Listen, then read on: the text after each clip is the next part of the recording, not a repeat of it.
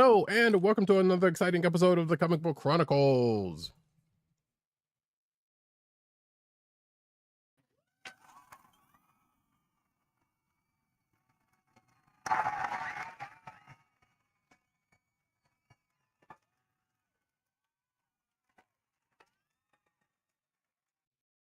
I'm your host, Roddykat. You can find me at Roddykat on Twitter and Blue Sky. You can find me at News Nerds Need on Twitter and Blue Sky. You can find me at CBCaps on Instagram. With Columbia down the way. Let me just move this back over here. And the sound effects you've heard come from none other than our man in Brooklyn, one Agent_70 on Twitter, Instagram, Blue Sky, and Threads. What's up, everybody? Co-hosting from the Borough of Kings, live and direct. We are back somewhat at our normal time. Happy to be here. Representing BK to the fullest.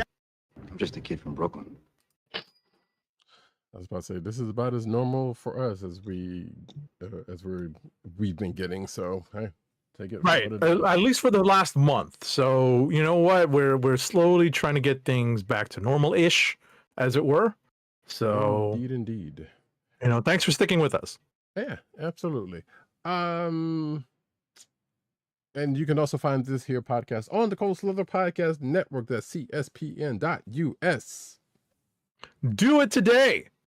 You can also find us on your podcast personal place of choice, whether it be Apple iTunes, aka Apple Podcasts, Spotify, or the Cold Slither Podcast Network SoundCloud page. Make sure to click like, subscribe, and leave us all the positive 5-star reviews, especially on Apple Podcasts, because that helps people find our show.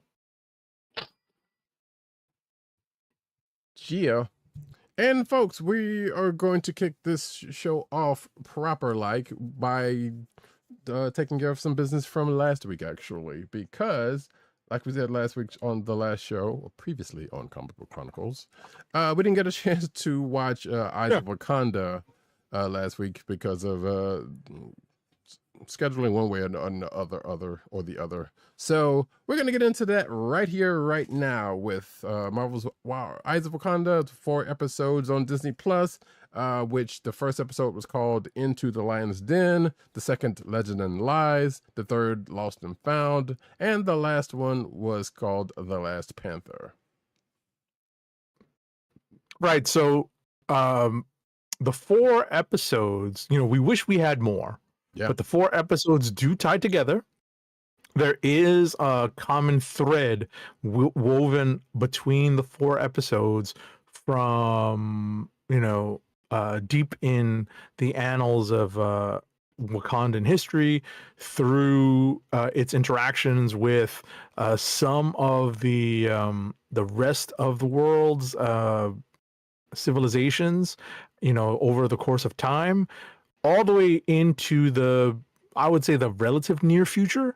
So it's a pretty interesting 4 episodes. I can't stress that I wish it was longer. I feel like there was much more story here that would have been like a good 6 to 10 episodes worth of story, but you know, they really condensed it down to 4, and you know, it was a pretty engaging story. The art, I will say, I kind of had some issues with, but you know, otherwise, you know, like the animation was okay. It was, you know, like some of it was animated pretty well, but I wasn't so keen on like the character design and the art.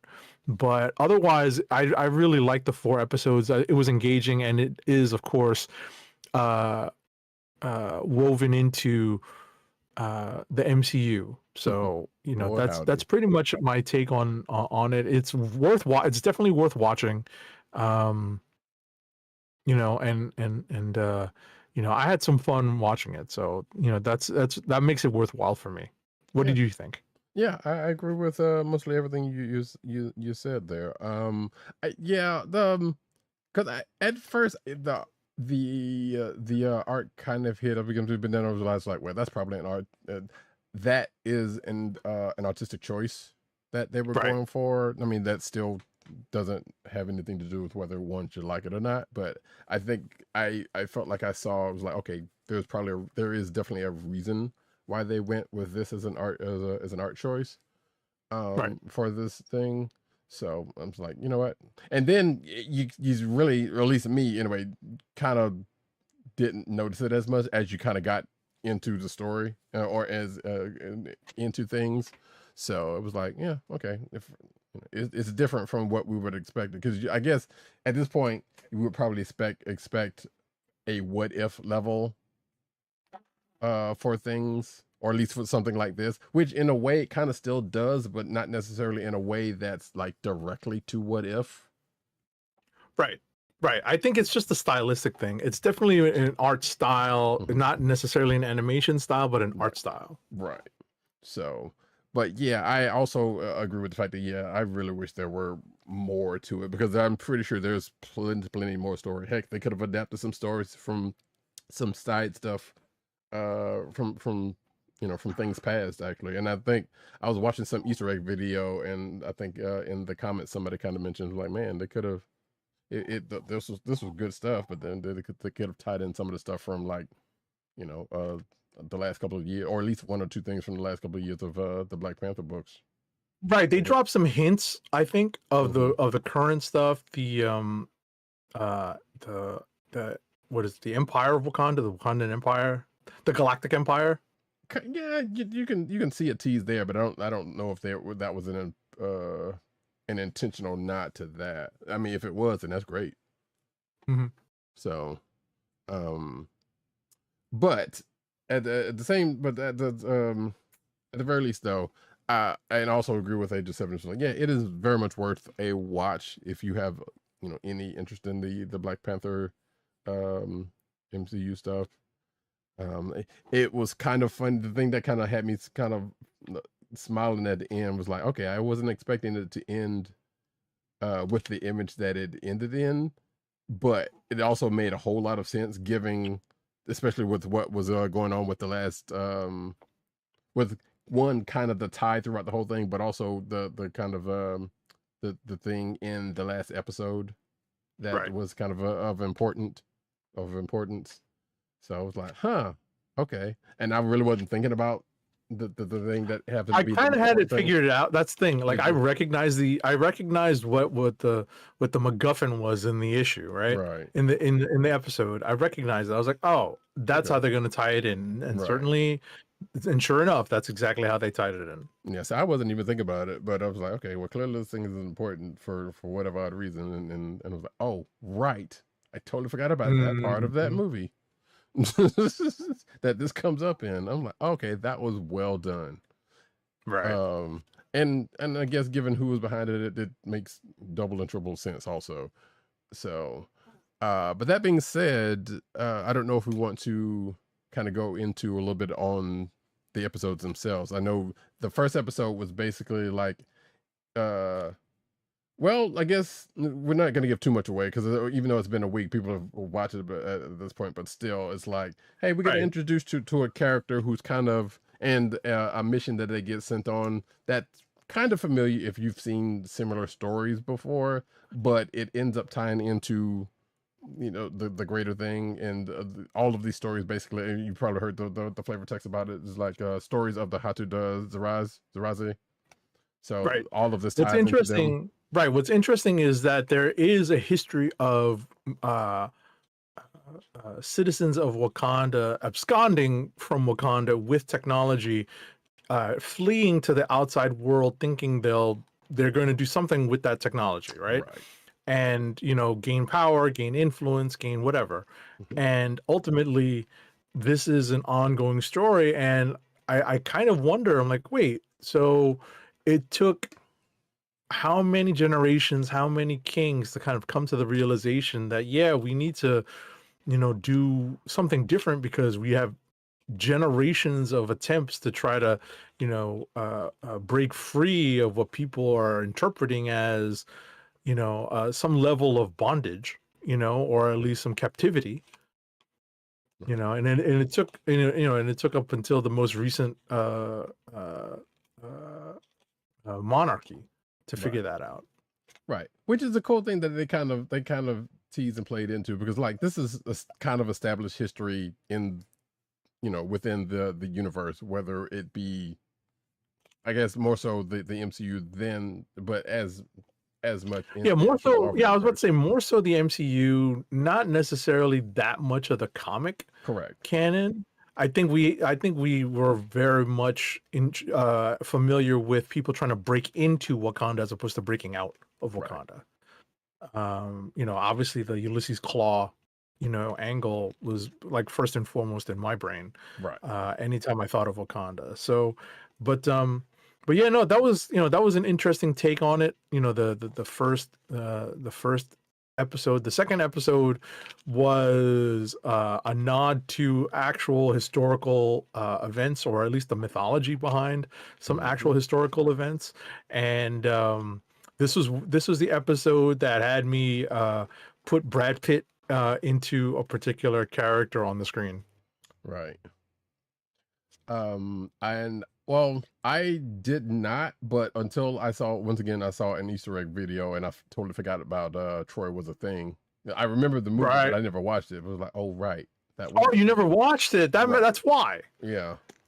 That's But why. I knew. distinctly remember where and when I watched it. It was not in the theater. It was on HBO, but I remember where I watched it on HBO, and it was actually a pretty unique place. So Right.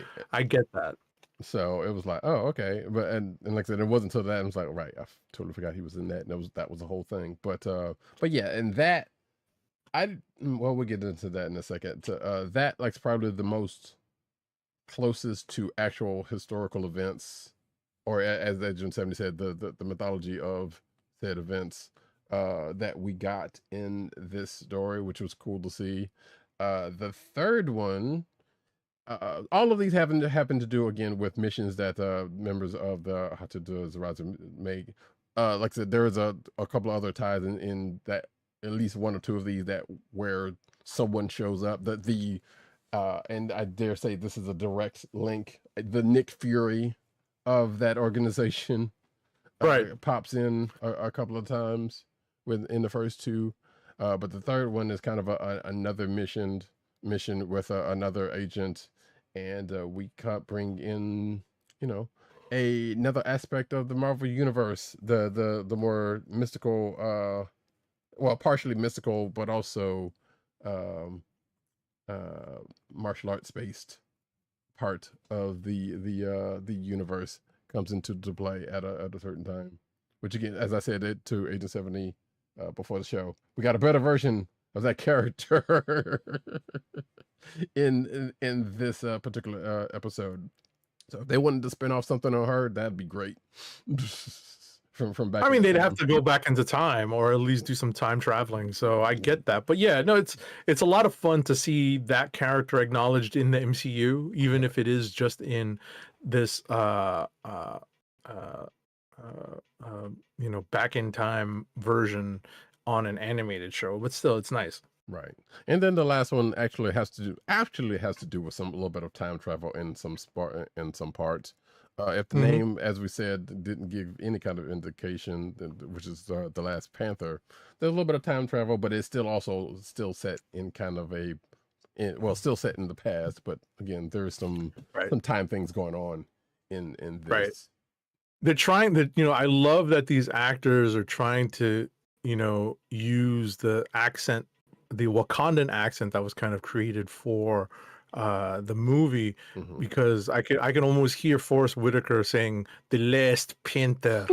So, will it be stripped away? Yeah. I can almost hear it. Yeah. Although so that being said, though, we actually, or at least a couple of names notable to me, that I noticed that showed up in here, which we may or may not have talked about in the news, but it was like Chris Williams, who played Black Lightning in live action Black Lightning, and also Scooter in Living Single, but but anyway, was in the first episode as the antagonist. Okay. Yeah, in the second episode, Lynn Whitfield was Noni, the older version of Noni, which was the Nick Fury of the Zaraze. I'm trying to remember, was there somebody else? I think most of the other people, there were some other people like doing side stuff, some notables, like Fred Tatasciore was in there doing some additional voices and whatnot. But there was a couple of names in this right that were recognizable. I don't remember writing them down or anything, but I did recognize a few. Right. So I was like, okay, cool. Shout out to Benji Games 2 who's in the chat. What's going on with you, good sir? Glad to have you with us. But overall, like I said, Eyes of Wakanda, it was a pretty good. Yeah, I if they plan to do more, I wish they would. I really, really wish they would, because it would be it'd be great to have more of this. I mean, they don't necessarily have to focus on. Hell, they could do. Now that I think about it, I could have sworn they were supposed to do one for the Dora. I thought I don't remember. Yeah, I think that was something that was at least talked about. Whether it, clearly at this point it's, and maybe that's what this was supposed to be, and then they shifted gears. I don't know, or maybe that was a whole nother thing that just either hasn't gotten off the ground or probably just got scrapped for whatever odd reason. Which I wouldn't mind seeing it if they have to go animated route and do a kind of a similar treatment. Oh, and also like Tales of the Tales of Star Wars, whatever that situation, which is also kind of what this is like. Then I wouldn't be mad at them doing that as well. It'd probably be slightly cheaper for them to do than a whole live action thing if they were going to do one. But I would want, right, but I probably want the live action thing, to be honest. But if this is the way we get that show, then so be it. And got any other parting words on Eyes of Wakanda before we move on? No. I just realized that the new season of Wednesday on Netflix dropped yesterday, and I did not have a chance to put it on. So I'll be watching that sometime soon. Wednesday on a Wednesday? Who'da thunk? Oh, hold on.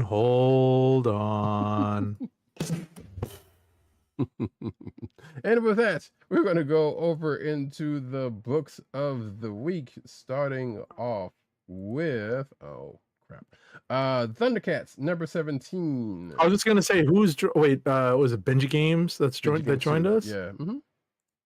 Oh, on Twitch? I think it's on YouTube. Oh, I don't see him on YouTube. Oh, he might be on Twitch actually, because I'm looking at restream, so I'm only seeing. Because I do not see on YouTube. Okay, so yeah, he might be on Twitch, which that would be normal. All right, that's cool. where you usually catch him. Cool. Just curious. Yeah. Thanks for joining. Yeah. Like I said, we're getting into our first book of the week with ThunderCats number 17.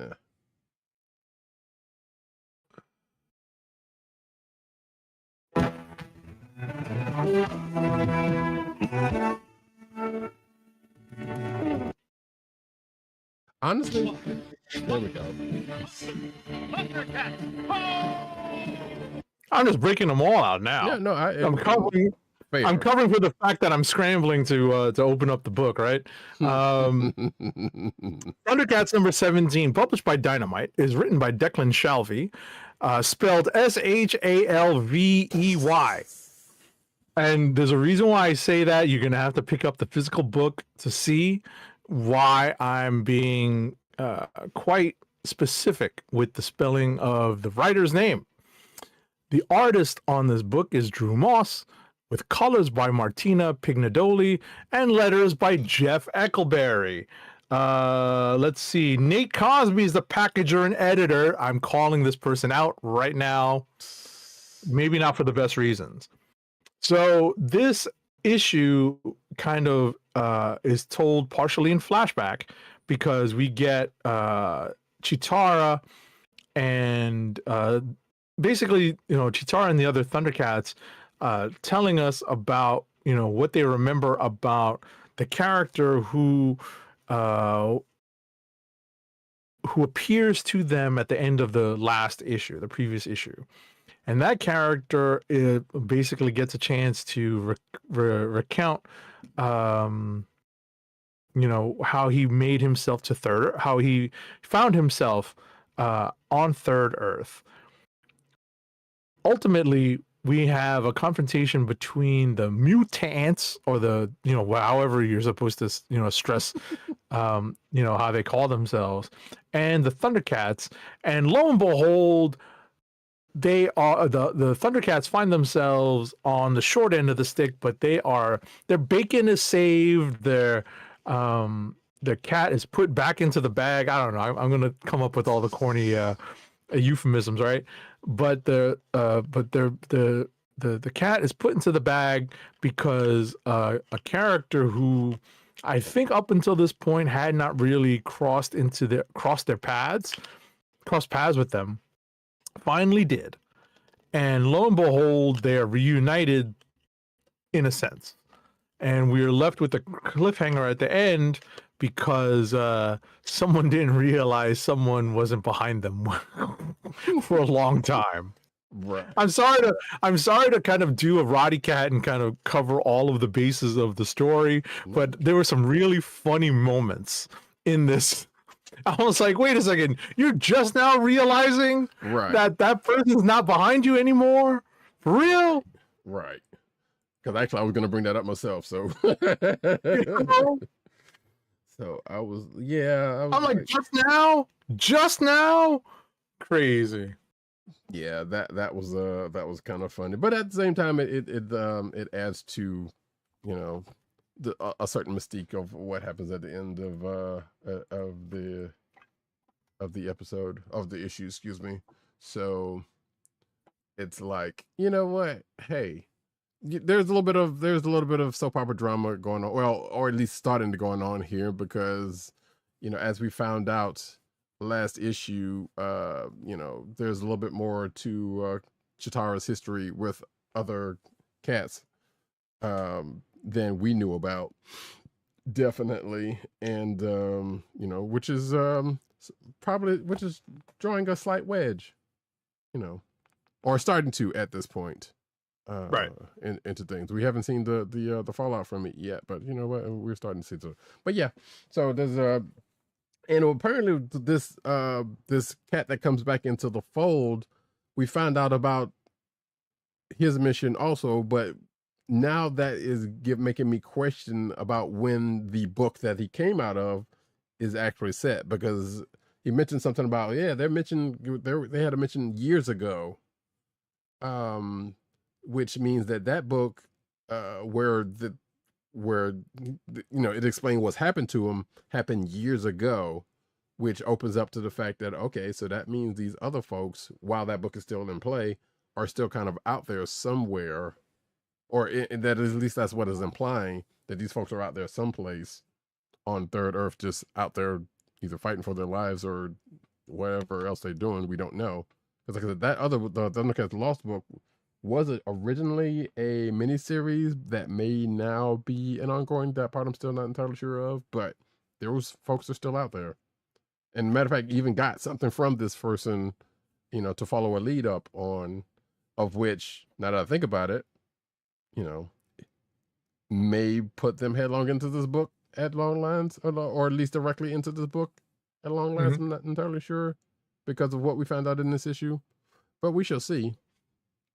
Outside of that, there was I was actually sitting here trying to find out, or find the page where I found the typo that I found, but it's probably doesn't matter at this point. But other things that come up in here, we get a little chat. We get Jaga and Mumra kind of have a little chat.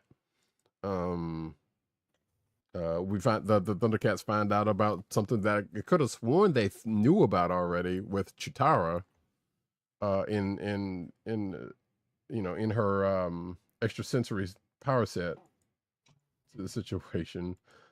We still don't know why they're using this armor, but hey, that's how, I mean, we know why they're using this armor, but it still kind of doesn't make sense. But yeah, outside of that, some things happen, but the one thing we still don't know about is where the hell is Lion-O? Right. Thank you. I mentioned that in our pre-production meeting. I mentioned that to Roddykat. Right.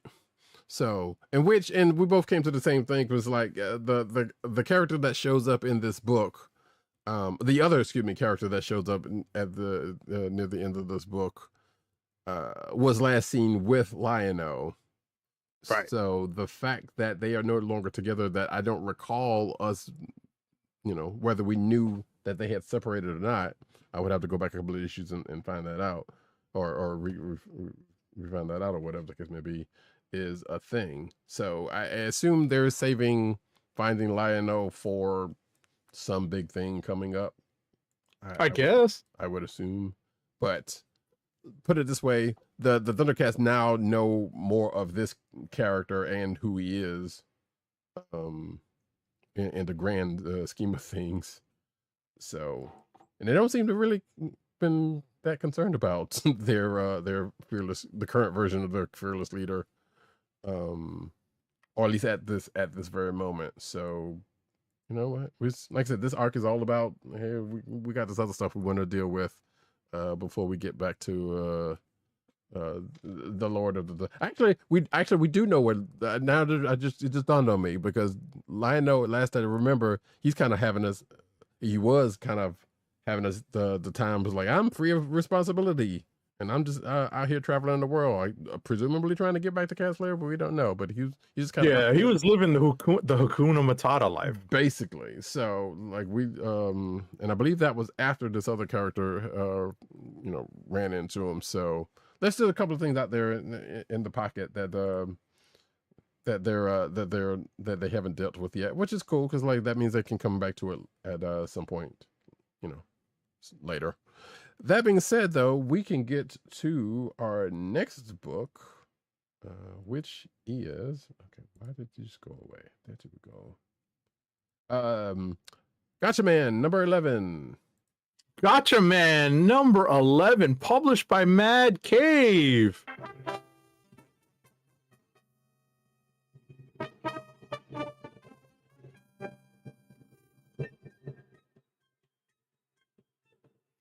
All right. This book is written by Sam Humphries with art by Pasquale Qualano. Colors are by Rebecca Nalty, and letters are by Buddy Bourdoin. So this is kind of a one-off, because at the end of the issue, we get the tease for the next big arc in Gatchaman. But this issue is a kind of a fun one-off, because it starts off as, I understand that this is a trope in anime. The beach episode. Yeah, right. Another one of those. This can classify as another one of those. Sure. Yep. Right. This is kind of a beach episode, but it's rather a fishing trip episode. And what starts as a fishing trip turns into a lot more.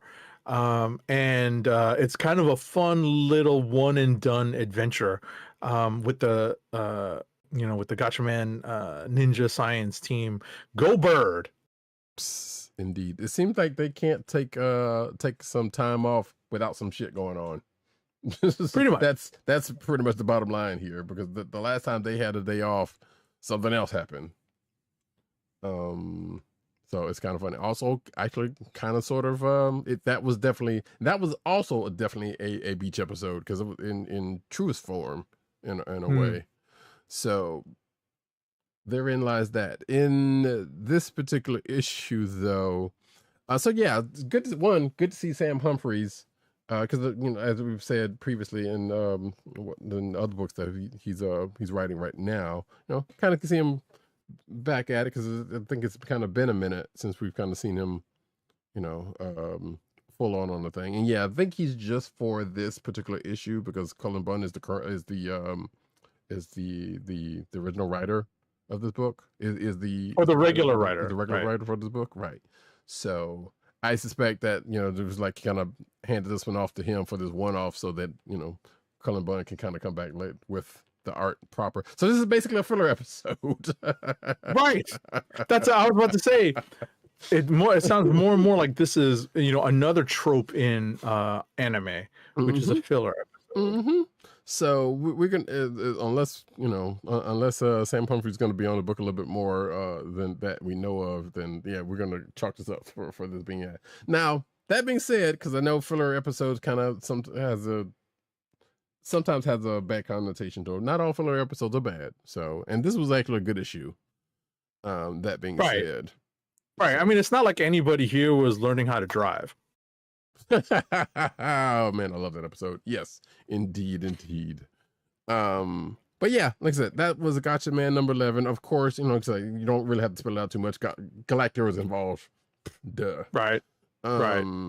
But they as they try to have a nice day off, and we get a little bit of backstory, you know, just a little bit more backstory on one of the team members who also kind of comes up with the plan that they end up you know, enacting to save themselves and eventually save the day and the marine life. So good stuff. Next book, and I think, if I'm not mistaken, no, it's not. The next book that we have in common is, I really wish I had a Roots soundbite for this, but Bitterroot, the next movement, number 5 of 5. Bitterroot, the next movement, number 5 of 5, is published by Image. It's written by David F. Walker and Chuck Brown, with art by Sanford Green, colors by Matt Hems, and letters by Hassan Otsmane El Hau. So this is the final issue of this limited series, taking us into the civil rights movement and the Samurai family's, you know, activities during that time. And you know, we kind of get you know, the family kind of running into you know, kind of like the eternal problem when you're dealing with monsters and magical, you know, magical creatures and possession, and what to do with you know, whether or not that final sanction is really what's necessary. And at least in the eyes of some of the family members here, it's a step that they need to take. And you know, ultimately we've seen a little bit of, you know, that's been a bit of a progression. That's kind of been an arc developing that reflects I guess the changing times. You know, I'd love to hear what Roddykat has to say on this. Yeah, I agree with what you everything you said. So it's kind of interesting because what we get here at the beginning of this basically is like, hey, we see Blank Mariah and the agents that they've been involved with talking to the president of the United States of the time, and kind of recounting what happened, you know, and the damage that was caused in Mississippi. And of course they had a plan to kind of confront the president anyway, because they had already come to the point like, you know what we've been doing ain't working. So right. because it's not enough. Right. Right. Because you're kind of hamstringing us here for, you know, reasons that not said, but we all know. And which, you know, like I said, leads into the recounting of what happened, and a little narrative at the end that some could argue could be a current day, could be going into the current day thought patterns of some folks. Yeah. I will say that's how I read it. Yep. So it's and that was the interesting part, is like, yeah, that was an interesting note to end this book on, because it definitely seemed to be the case, you know, IRL as the kids would say. So now, right. Whether we're going to get any more of this book or not, and I'll let you finish what you were about to say in a second, but whether we get any more in the book, because like this is the end, and it doesn't seem like there's anything that would suggest that there's another chapter, but that's not saying there's nothing that could, you know, they could bring it up further, more into the future or not. What were you gonna say? Right. No, just this. Is a conspiracy. A C-O-N conspiracy. You know? Indubitably. And I think actually one of the characters actually says that a lot. So yes. So that's kind of funny. Outside of that, you know what? It's safe to say that we here at the Comic Book Chronicles has always enjoyed enjoyed the Bitterroot series for what it is. I think it's easy enough to say. So anytime we get the chance to read it anymore, and then it's great. So hopefully the creative team gets to grace us with another story that they might have, and hopefully more issues. You know, because I feel like this one could have possibly gone a little bit longer, or a couple other things could have been fleshed out in this. But like I said, as far as we know, this is what they either was giving, or this is what they chose to, you know, this is what they chose to use, the 5 issues. So that part we don't know, but yeah, potential click of the week for myself, and yeah, I'm the use of a certain code word was also kind of amusing to me. I was like, I wonder how they came up with that one. as a code word for get everybody the hell out here. All hands on deck, basically. So, but anyway, that being said, we got one more book that we have in common, which is another potential click of the week for myself. One World Under Doom, number 6 of 9. It's still going, folks. Listen, it's 9 issues long. Mm-hmm. One World Under Doom, number 6 of 9, is written by Ryan North, with art by R.B. Silva, colors by David Curiel, and letters by VC's Travis Lanham. So, you know, in this issue, it's a pretty big turning point in the story, because the heroes find a way to break in while Reed Richards and Dr. Doom engage in a tete-a-tete on live television. And Reed seems to be losing because Doom is not just hyper smart, he's also a politician. Reed is not a politician, and that's what is causing him to lose this particular battle of wits. But the heroes, the Avengers, and the combined Avengers and X-Men and Fantastic Four basically find a way into Latveria and find out why Doom has enclosed Latveria and shut it off from the outside world. And yeah, it's kind of a humdinger reason. It's kind of a pretty dark reason why. And, you know, I'll leave it at that. It's worth not spoiling. So I'll hand it off to Roddykat with for his thoughts on the book. Yeah, like I said, it's already a potential click of the week. I really enjoyed this book, this issue. It is kind of funny that the form that they chose was a good old fashioned, damn near a political debate in front of the world stage to where they did this out. But apparently that was a part of the whole plan in the background of this, which is actually kind of funny, because it's not like the heroes didn't try to expose Doom before, but he's pretty much had the upper hand on him, and kind of sort of in this case also up until a certain moment. But yeah, so them going in there and finding the tools of his demise. And he's basically exposed, as the folks would say. Right, maybe not the tools of his demise, but maybe the source of his increased power. And that's really what I was surprised by. And then the justification that Doom gives, I was like, wow. Mm-hmm. Again, exposed on public for the whole world to see, just like they wanted to do in the first place, but couldn't get to happen. Right. I was like, wow, that's wild, you know? It's kind of funny because in my notes, my last bit of notes that I have for this is got him. Yeah, right. Because it's pretty much what the case was.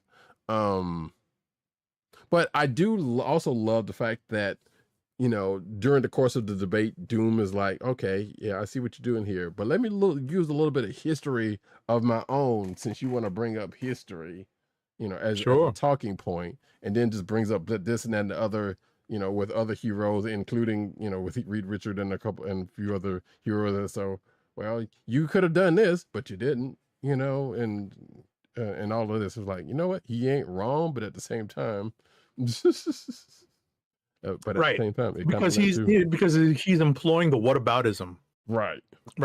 It's never like whataboutism is never going to be the winning argument, although a lot of people use it effectively. Exactly. So it's like, all right, here we go into this, and which leads into what ends up which not necessarily leads us gets. I guess for Doom himself, it's kind of a smokescreen because the heroes kind of had another plan in the background going on, as Agent 70 mentioned. So, which lead to him being exposed right there. And where do we go to after this? Well, we can only go one place. Well, let me phrase that. Actually, as far as we know, we can only go one because we still don't know how One World Under Doom is going to end, because there's still a piece out there that's still kind of up in the air from a few issues back that probably is going to get interested in the next couple, I would assume, because they're going to have to address that coming out of this, because it deals directly with coming out of this in a way. Mm-hmm. So we'll see how that happens. I also love the TV station that they're at, a 616 TV.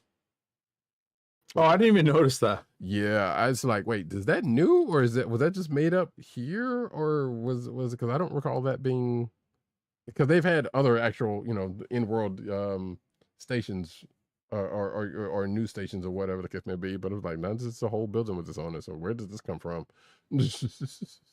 But anyway, that was, I see it now, 616 TV. It's like right there on the second page. Mm-hmm. Yep. So I was like, okay, interesting. But regardless, that's One World Under Doom. Like I said, we still got 3 more issues of this and the other side stuff that is about, like, this is, I know, actually, this is what I was going to ask Agent 70, because he was not here when it was mentioned. Von Gloom, friend of the show, Von Gloom, mentioned that he thought that One World Under Doom was dragging, and I kind of mentioned the fact that it was not. This was already slated to be the 3 months that it's already been, and so we knew it was going to be this long. And as far as we know, they didn't add anything extra to it. But do you think it's dragging? I think this turning point came at the best time. I think it would have been dragging up until this turning point. Right. Because I think this issue changes the, hastens the narrative to get us to, some kind of conclusion. So I would ask when or in what issue did that question come up from, or that comment come up from Von Gloom? Well, was that like 5? Or earlier? Or was it earlier? It must have been earlier. No, actually, I don't recall there being an issue. I don't remember a issue. It might, because I think we might have been talking about a tie-in issue, but he was just mentioning the fact that When the World Under Doom was, because it was only a couple of weeks ago, because you were not here. This was when you were gone. Oh, okay, but I was off. But I was off the IL. I gotcha. Right. So, So yeah. So was it the San Diego episode? Yes. Mm-hmm. Okay. So a couple weeks ago. Yeah. So then, like issue 4 or 5 maybe, right? So the bottom line is, I think he just needed to be a touch more patient, because this is the issue that moves everything forward. I mean, normally on an event like this, I think another thing was because I was talking about the fact that this event was going on, and the couple of other events that's been going on, and other parts of the universe is going on, and that may have been what sparked him to say that. So I don't know if he next time he's around, we'll ask him. But regardless, normally we would see, depending on how many issues it would be, we would have seen the turning point before now. And I may or may not have mentioned that, I can't remember, but this is 9 issues. And you could say that something like that could have happened, but still something else would have been wrinkled in the plan to kind of keep things going the way it is. But the fact that we got, the turning, we're starting to get to a turning point now with these 3 issues left and whatever else is going on in the world. Right. Like we're kind of 2/3. We're more than halfway through. It's 2/3 of the way through. That's where they're really, raising the stakes. Right. So I get that. I understand.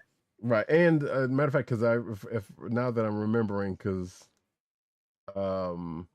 something about Blood Hunt came up, and it was like, yeah, because this is definitely longer than Blood Hunt, and may or may not be as long as to be honest, that's different. I was about to say, I would bring up yeah, Blood Hunt comes up in the debate. I was That's like, oh, correct.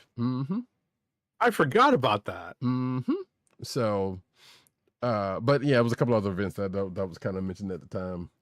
So it was like, yeah, you know, this and that and other, and this is, of course, this is way longer than that because this is 3 months, and Blood Hunt was not that particularly long, but not far off. But regardless, we're still here, and so far it's been still all right as far as I'm concerned. You know, it's like if it was like really dragged, we have been on record for things dragging with regular books in general, much less events. Right. So looking at you, Amazing Spider-Man of a couple of volumes ago. Oh my god. I remember that. Oh my god, that was painful. Yeah. So, you know, we believe you me, we will call out when we felt like something was actual drag. But it brought up, looks like you weren't here when he said that. So I was just curious if you thought that way, whether this was gotcha. That being said, though, we are going to get into rapid fire. Alrighty, folks, rapid fire review time. Here we go. I ain't got time to breathe.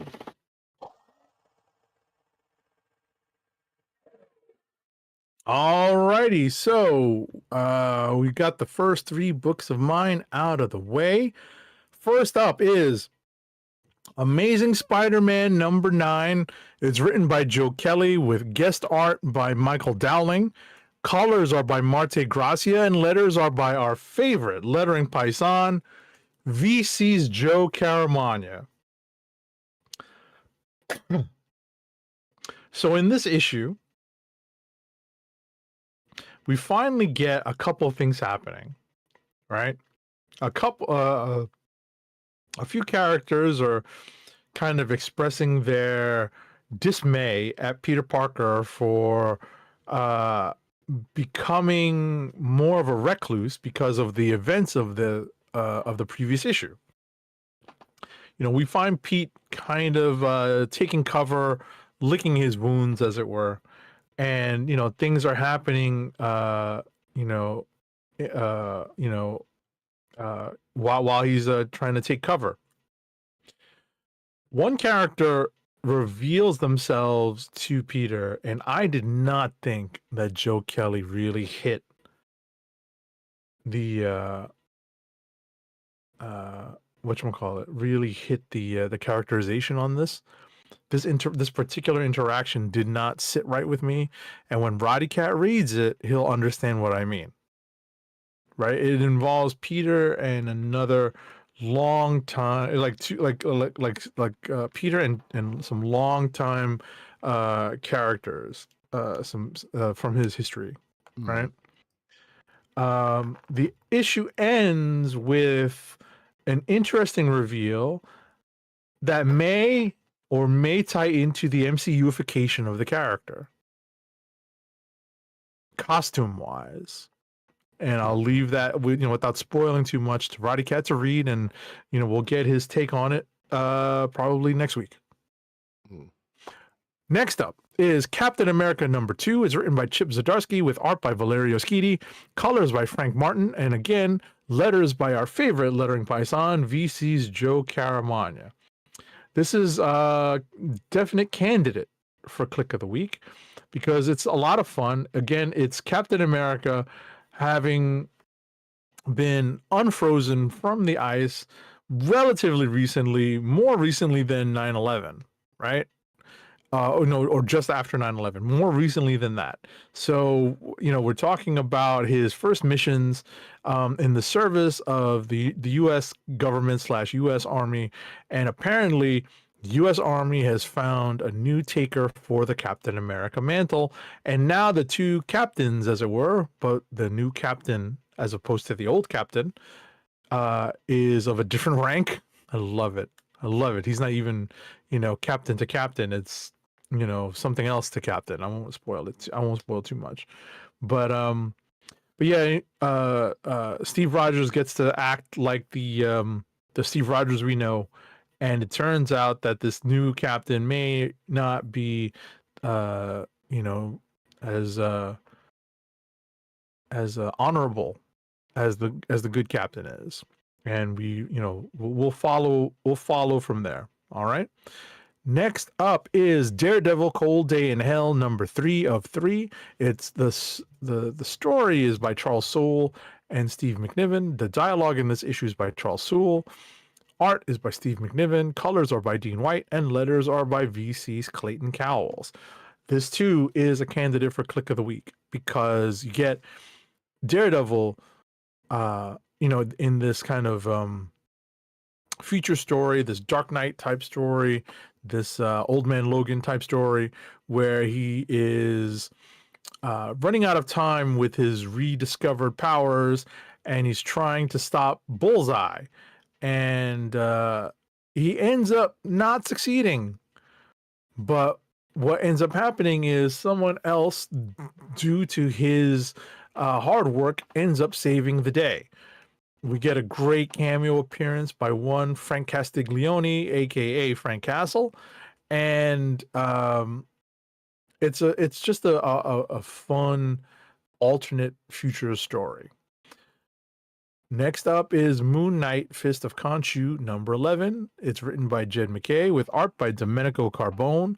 Colors are by Rochelle Rosenberg, and letters are by VC's Clayton Cowles. Again, this is a candidate for Click of the Week. Moon Knight is doing, you know, going gangbusters right now. It's, you know, if you read the last issue, issue number 10 and number 11 now, you're getting to see Moon Knight kind of, you know, getting the upper hand on Fairchild, who's been a big thorn in his side over this entire like kind of opening story arc over the first 10 issues of the book. And, you know, now we're starting to get a little bit of comeuppance here. And overall, it's just really well told. The characterization is great. The supporting cast, I think, is what makes this book so solid. The supporting cast that Jed MacKay has created for Moon Knight, and, you know, like through the Midnight Mission character itself, the building itself, is, you know, really makes this book sing. Right, this book is nothing without the supporting cast, and I think he's done. Jed MacKay's done an excellent job in creating a really strong supporting cast that you can connect with and be interested in reading more about. Yes, we're also talking about 8-Ball, which is wild, right? Last but not least is Uncanny X-Men number 19. It's written by Gail Simone with art by David Marquez, colors by Matthew Wilson, and letters are by VC's Clayton Cowles. Now, I named a whole bunch of candidates for Click of the Week, but spoiler alert, this is my Click of the Week this week. Uncanny X-Men number 19. So I'm saying it now because there are some hands down, like, fist pump, cheer moments, and laugh out loud. I literally laughed out loud reading a couple of sequences in this issue of Uncanny X-Men. Uncanny X-Men number 19. I give Gail Simone a ton of credit. And David Marquez does a great job with timing some of the gags where, you know, and also VC's Clayton Cowles and even Matthew Wilson add to this because they're able to deal with dialogue coming from characters who are off panel, but by making sure that you know what color their text balloons are in, right? You know who's speaking, and it just helps with the delivery. You know, you can just hear Ryan Reynolds deliver a Deadpool line when you see this, and it's just one of those things that makes you laugh out loud because you can't help but do it. So I give Uncanny X-Men number 19 my choice as Click of the Week for me, long before we get to the Click of the Week section. And I'm handing the ball off to Roddykat. Is this your first? Well, I'm assuming because Jay, based on the cover, that Outlaw is all up and through this book, and is that your first experience with that character? or does that character even show up that prominently outside of this cover? I think his outlaw character is somewhere in the Deadpool universe, or even in the other X-Men book. I don't know. So I don't know who Outlaw is. I know. Well, so this might be your first exposure. So yeah, so Outlaw is definitely a Gail Simone creation from a previous X book. I believe it was her, Domino. Yeah, it was like Domino was kind of leading the book. I think it might have been Domino's book now that I think about it. And Deadpool did show up in there once to do. But yeah, I think it was a Domino book. As a matter of fact, I think that book was Gail Simone and David Marquez, if I'm not mistaken. So some of that, so all that makes sense. But yeah, so I saw that character. I was like, yeah, I knew eventually she was going to use that character again at some point, but wasn't sure when. So because I remember reading that book and it was like, that the character hasn't shown up in a while, and now here they are. So that's why I wanted to ask that. But anyway, for my couple of books, we are going to go back into licensed territory with a little bit of Silverhawks number 6. And now, while I'm holding off on the soundbite for a couple of seconds, there's a reason for that. Written by Ed Brissom, art and colors by George Cambadius, with letters by Jeff Eckelberry. So basically, we have the first official mention of the Silverhawks team that you know and love. There's a couple of the predecessors that are still around, that at least they're the ones that are still alive. But the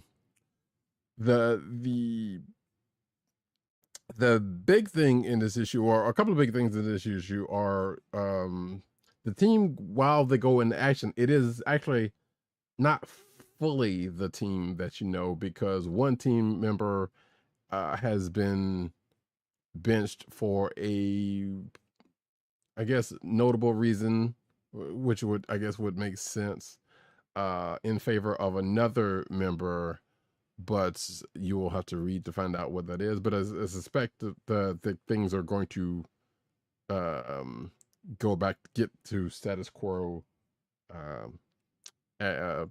probably within the next issue or two, if things happen. But they meet a new ally, but also thanks to one member, we get the introduction of the best member of the team, and that is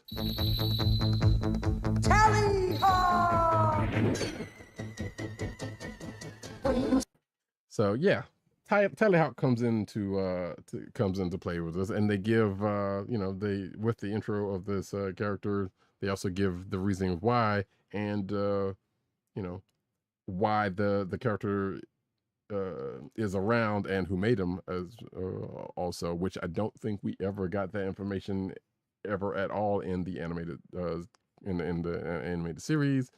And also, one of the other members asked for a favor from the person who made them, from the person who made Tallyhawk, about something else that they are usually seen traveling around with that they don't have at the moment. So we'll see. And it seemed like that favor might be granted in upcoming issues, but we shall see. Next up and last for me, Birds of Prey number 24. Written by Kelly Thompson, pencils by Sammy Basri and Vicente Cifuentes, colors by Adriano Lucas, and letters by Clayton Cowles. So this is basically the end of this arc. Nani? Excuse me for one moment. What's that? Is that our erstwhile guest? It might be. Let's see. Nani? I'm going to say yes. That's probably them. Love it. Perfect timing. Hang on. Let me see if I can pull in. I don't know.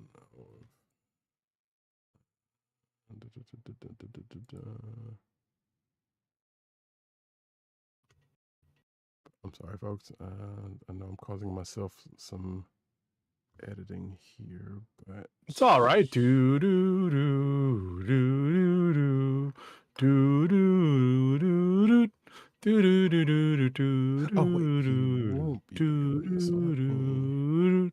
I think it is because I just got a text.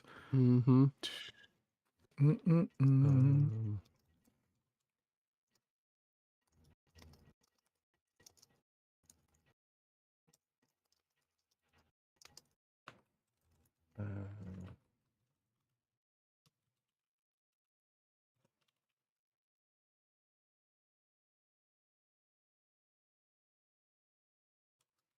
Sorry, folks. Yeah, exactly. No dead air. Yeah, that's well, it won't be when in the audio version, that's for certain. But if you're here live, then hey, you got a little bit. But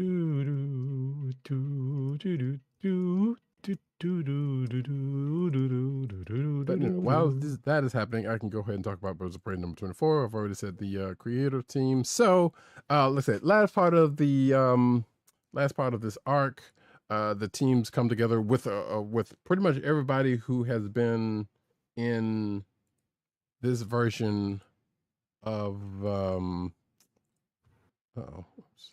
this version of the birds. There we go.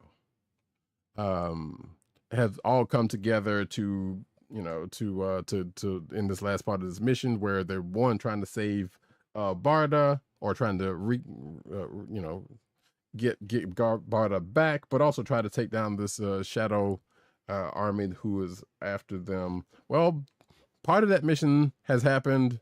Part of the mission is still ongoing, but it wasn't easy going because, Barda being possessed at the time, still a force to be reckoned with until the plan gets into action and everything kind of comes together, including a party, or not a party, but the team kind of come together to celebrate the victory, even though it was only a partial victory, and kind of pushing on into the next part of their mission, which was like, hey, we need to go after these folks that are going after us, and that is where the next arc is going to go. But first, at the end of this issue, Bardock has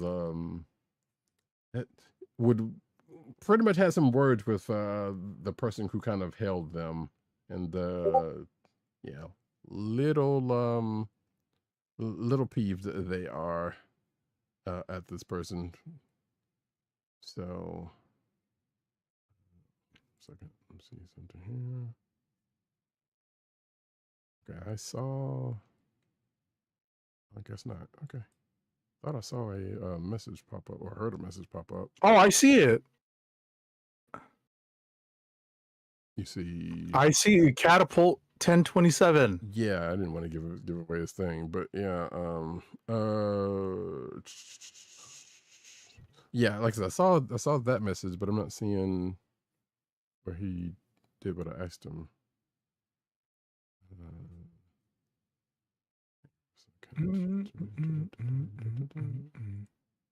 So should I invite the server? He should already be. Oh, he's already in because of.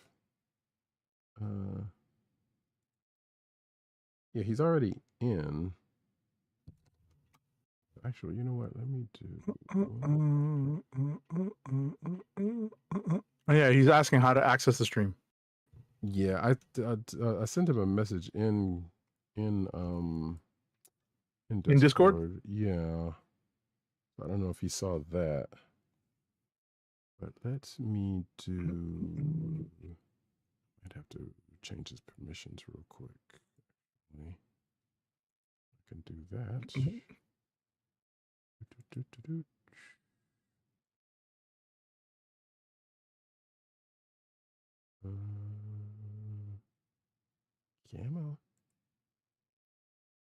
Camo. Come on, we're almost there. We're almost there. We're almost there. We're almost there. We're almost there. This is just me covering up the dead air. We're almost there. Why is he not showing up on the side?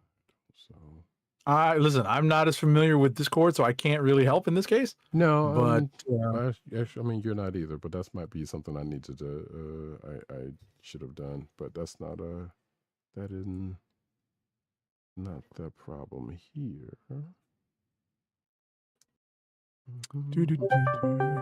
oh, so now we have an incoming video call that I have. Oh, you must have it. What's that? Is it? I don't know if you want to answer that. Do I? If Well, I if you click answer- yes, does it connect? If you click yes, I think you're going to go over into that chat. I can't remember. Oh, okay. Let's see. So I was trying to get him to go into the general voice channel, and then I could just pull him over.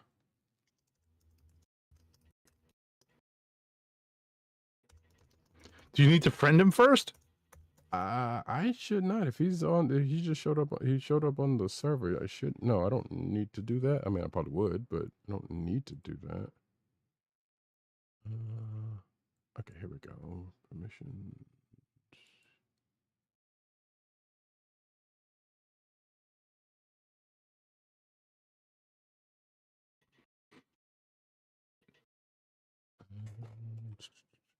Actually, I totally forgot all the permissions that I even have on this server. Love it. I love it. Because Live podcasting, folks. I know, right? Oh, here we go. There we go. I got his friend request. Let's just go ahead and give him a role real quick. You know what? Sure. There we go. I will give him the role that we have. And he should be able to see the recording booth.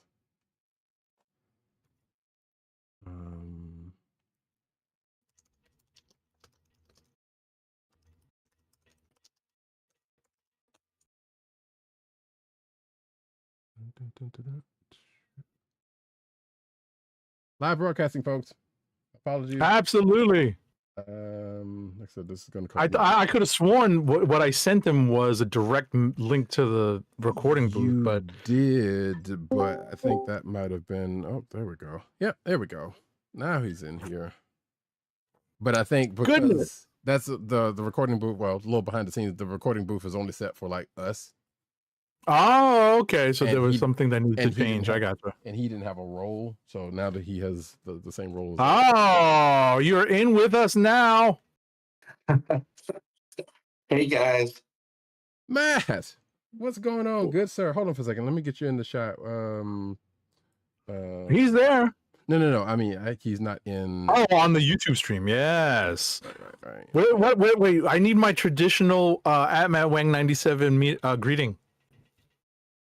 I can't wait to hear what that is. Oh no, it starts with a Japanese greeting and ends in a profanity.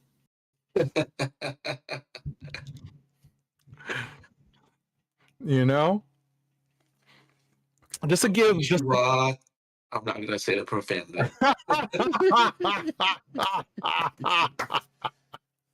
So just to give you a heads up on what we've done so far, all we've done at this point is talk about Eyes of Wakanda, the 4-episode animated series that premiered on Disney Plus this past week. I don't know if you have any thoughts on it, if you've had a chance to watch it yet. No, I haven't had a chance to watch it. I'm excited about it. Obviously, it touches upon one of my favorite runs ever in comics with Christopher Priest. So and some of the stuff he introduced. So I'm glad they that mythology is still rich and very fruitful. So I'm looking forward to it. Contrary to some of the reviews I've seen out there, which I haven't read, but I'm gonna Black Panther is one of my favorite Marvel characters, and the runs have always been great. So I'm excited about the show.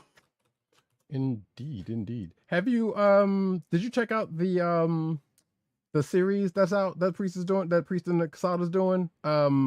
The first two issues are stacked up. Hmm. I'm like super excited to dig into them.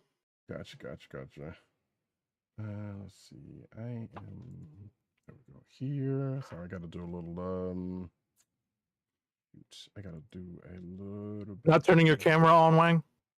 Oh, is my camera on? I thought my camera is on. It is not. No, usually, just giving you the heads up. Yeah. It doesn't go automatically on if right. There we go. There he is. There we go. There he is. Listen, I'm new at this Discord stuff too, so I really can't help you, with it. No, I'm new to streaming. I'm like hopping on a Discord. So I would have thought otherwise. But I definitely used it a lot. That's what I thought. Oh wow. Yeah. I kind of figured you had used Discord for something, for reasons. Yeah, I mean, I hadn't used it ever, so this is new to me. I had to get, I mean, obviously it was a quick transition, but anyway, so that's what we talked about. We talked about this week's books. It sounds like you're a little bit behind in your reading. Obviously, a spoiler alert. We were in San Diego 2 weeks ago, so I'm still behind on portions of the reading that I needed to get done for 2 weeks ago. I've got a little bit of catch up done over the last weekend and today, but I'm still behind. So I'm gonna presume that you were behind as well. Yes. I did San Diego, and I went to Gen Con the week after. So I 2 weeks of cons. Definitely there's a recovery period. We're not getting any younger.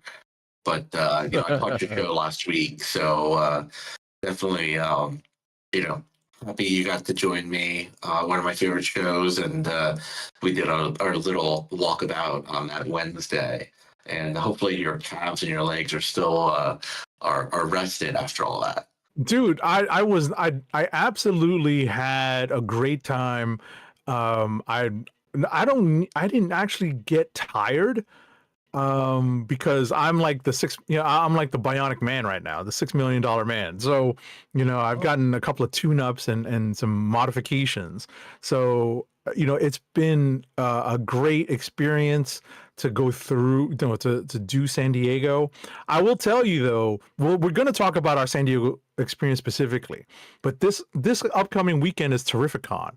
If you told me at MattWang97, we're going, because it's not like an issue with badges and tickets. We're going on a specific day. You just got to drive. I'll be like, yo, let's go. Because that show is pretty good. I wish I could go. I would love to. That show is pretty good. That guest list, you should look at the guest list and be very tempted. I already did. I already took a look at that. Unfortunately I can't. I know. It's very tempting. It's so close, because I'm telling you, because I told Wang this before while we were in San Diego. I said, if you call me like the day of Terrificon or the day before you want to go and say, we're going, let's go, you drive, we're gone. We're gone. So Roddykat, it was so funny. Two things about this story is funny. Okay. One, when he said that, I was like, we can take the New York City Chinatown bus. You mentioned that over there. I mentioned that. I did tell Roddykat that. The gambling bus. Yes. Which is basically, for all of you listeners who aren't from the area, it's basically a bus that's sponsored by the casinos. So you pay an upfront cash fee, but when you get to the casino, they'll give you a coupon that you can redeem. So basically your bus ride's free. Right. But these are slightly older buses. And it's you get what you pay for. Exactly. Oh. And the second thing is, when I flying to San Diego, the guy I sat next to was a dealer, and he was the one who actually went through name by name who was going to the show, Terrificon. So, really, yeah. Yeah, I mean the guest list for Terrificon is insane. Like it's gotten better and better every year. So I'm very impressed. If I had like if I was really dead set on going, I probably would have figured out a way to go, probably for like Saturday and or Sunday. So, but in any event, listen, Roddykat, do you have any questions for us about our San Diego experience before we go into because I've got show and tell, because I find I got some stuff here, and Wang might have some stuff too for our because we talked last week about my San Diego experience, and we'll let Matt talk about his, but I definitely want to get into some show and tell. Right. So I'll tell you what, before we get into that, let's clean up where we were really quick, because we were pretty much finished with the books. With the books. So and we kind of might as well say pretty much had Kliqs of Weeks damn near out of the way as well. So sorry, I'm trying to clean up. Yeah, I spoiled mine. Yeah, and mine wasn't too far off either, so that's not really. Okay, so there we go. But basically, real quick, I was doing Bird of Prey from this week, and I was already pretty much finished with what I was talking about anyway. So therein lies that. So we're to finish that up, we are going to get into Kliqs of the Week. Kliqs of the Week. And of course, Agent 70 had already said his, which was Uncanny X-Men number 19. Right. I got to tell you though, just as a quick add-on, right?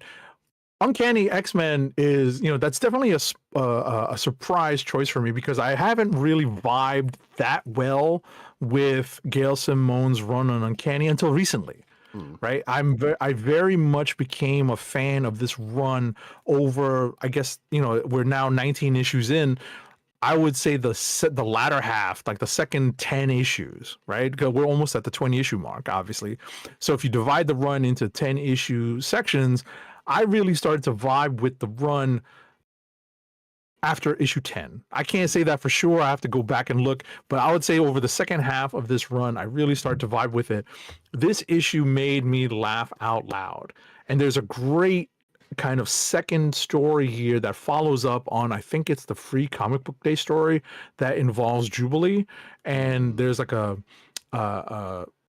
it's not it's not what you would traditionally call a backup story. It's just kind of a second part of the main story where Jubilee kind of goes off on her own to take care of something that circles back to what happened in the Free Comic Book Day story. And it's a great way to end it. And it is very, let's say, timely. The story is very timely, right? Definitely has parallels and connections to what's going on in today's political and social climate. Oh, so I really just thought you were a fan of Mutina. I mean, I really didn't. I wasn't a big fan of the issue. I definitely saw. I had to catch up on. I think it was the previous issue that Mutina also kind of guest starred in, because that Mutina story is not finished, right? So I think it was issue 18. Yeah, the last issue I had skipped over because I just I didn't have a chance to get to it. But yeah, that Mutina thing is going to come back. It's a dangling plot line, at least at this point.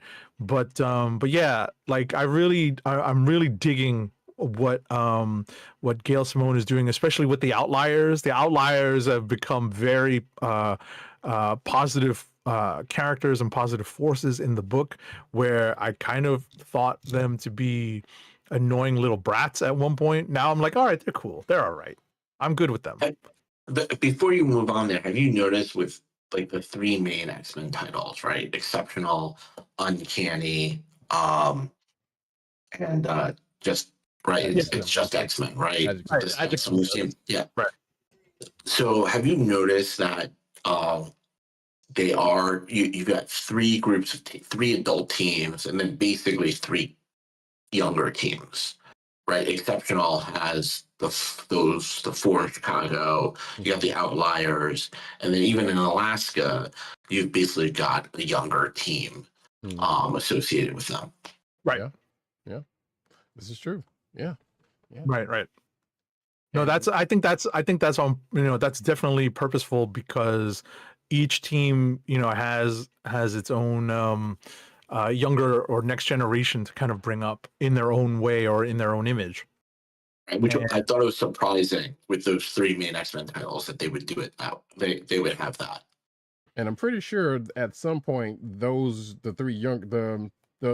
younger cats on those teams are going to, probably end up in something of their own, or at the very least meet up in one of the other books of their own and probably do some stuff, because I feel like that's something that's probably going to eventually happen. Yeah. No, look. They're either going to join Team X Fodder or Mutant Liberation Front. Maybe a new iteration of the New Mutants, and they bring the old New Mutants in and be like, hey, y'all are with us now. This is for some odd reason. Even though some of them are still in space, but we don't know how that's going to happen. But hey, stranger things have happened, as far as we know. But that being the case, 8-70 has given his click of the week, and mine is, as I pretty much intimated earlier, One World Under Doom number 6 of 9. Because the turning of the turning of this event happened in the best possible way. Where it goes from here, we'll see how it ends, but I kind of enjoyed it, with the exception of a slight bit of body horror that happens in the course of this issue. Yeah, that was a little shocking. It's not the first time, but it's kind of jarring still to see the body horror and the assault that takes place here, and the character that's being assaulted. It's kind of like you have to adjust your thinking on the character and what is possible with that character, specifically his interaction with magic. Right, exactly, because I was going to mention that, because you can definitely feel like there's good, if there was some real things going on in that particular section. It was like, okay, you would think he'd be reacting slightly differently if there wasn't some magic involved, but it still doesn't make it any less shocking to see. So therein lies that is one World Under Doom number 9 is, like I said, we're not going to talk about some of the other stuff that came out this week, because this wasn't an interesting week for books, but now we're actually going to go proper, now that we have, which, by the way, folks, if you did not know, this man on your screen right now, if you're watching the video version, that is not me and not Agent 70, is one MattWang97. We did not give him a proper introduction, by the way, but I feel like if you've been around the show long enough, you know this man, and he's some call him the nerd father. This man got connections. We know this, and he also, as well as being a friend of the show, was also Agent 70's Sherpa during the shenanigans of San Diego Comic-Con this week. So these two are going to get into another conversation about said show and what they got into, and also, as we like to have Matt on after big cons, what he got into and things and stuff. So take it away, gents. Right. So, we talked about my overall experience at San Diego last week. Matt was at the con for fewer days, but I'd still want to just give him an opportunity to talk about what he was able to get into while he was at the con. Mm-hmm. And then we can talk about like stuff that we got, which is ultimately sometimes the most fun that we can have. I'll be super quick and super brief. I feel like you covered a lot in last week's show. I think for me, it's always a great opportunity to see friends. And there are a lot of things on my checklist when I go to San Diego Comic-Con. The place I took you to lunch has a lot of sentimental value for me. there are a couple other restaurants I go to there that I like to swing by. There are a bunch of people I like to see. And and that includes creators, right? When the create and I think what's happened for me over the last couple of years is that there's more work that encroaches there. So I was spending a lot of time working, catching up with people, taking meetings, and which is always great. I had a little bit less time to kind of walk the floor, walk every inch. I do like to do that, but there's certain booths I like to hit, such as like the Peanuts booth and a lot of the indie creators. And some of the artists in Artist Alley, like when you introduced me 2 years ago, Agnes, who's amazing. And, I also like to get sketches. But I have a great sketchbook that, I try to get sketches from New York Comic Con, San Diego, and others. But, overall, look, it was a great experience. I think this year I did spend a lot more time with the not-for-profit organization that runs Comic-Con, and it runs the Comic-Con Museum. So I had a chance to go visit the Comic-Con Museum on this trip, which I thought was amazing. And it was a nice respite from the craziness of the show. They do a lot of good work in San Diego. And I hope people do check it out. And I'll send you guys some more information, but they do a lot of work promoting kind of the popular arts. They had a great I'm not a Doctor Who fan, but they had a great Doctor Who exhibit out there. I think it's one of the unsung heroes of the con is the actual organization that organizes it and really supports the museum all year round. They do a lot of programming for San Diego. But I was very happy to experience the con through new eyes like yours. And hopefully you're jaded, you are a seasoned con person, attendee, but San Diego is a different animal. It's definitely a different animal, and I'll reiterate what I said last week. The differences that had been foretold to me, I've been forewarned between basically like the biggest cons around that are, at least in the United States. Between New York and San Diego, the differences bore out.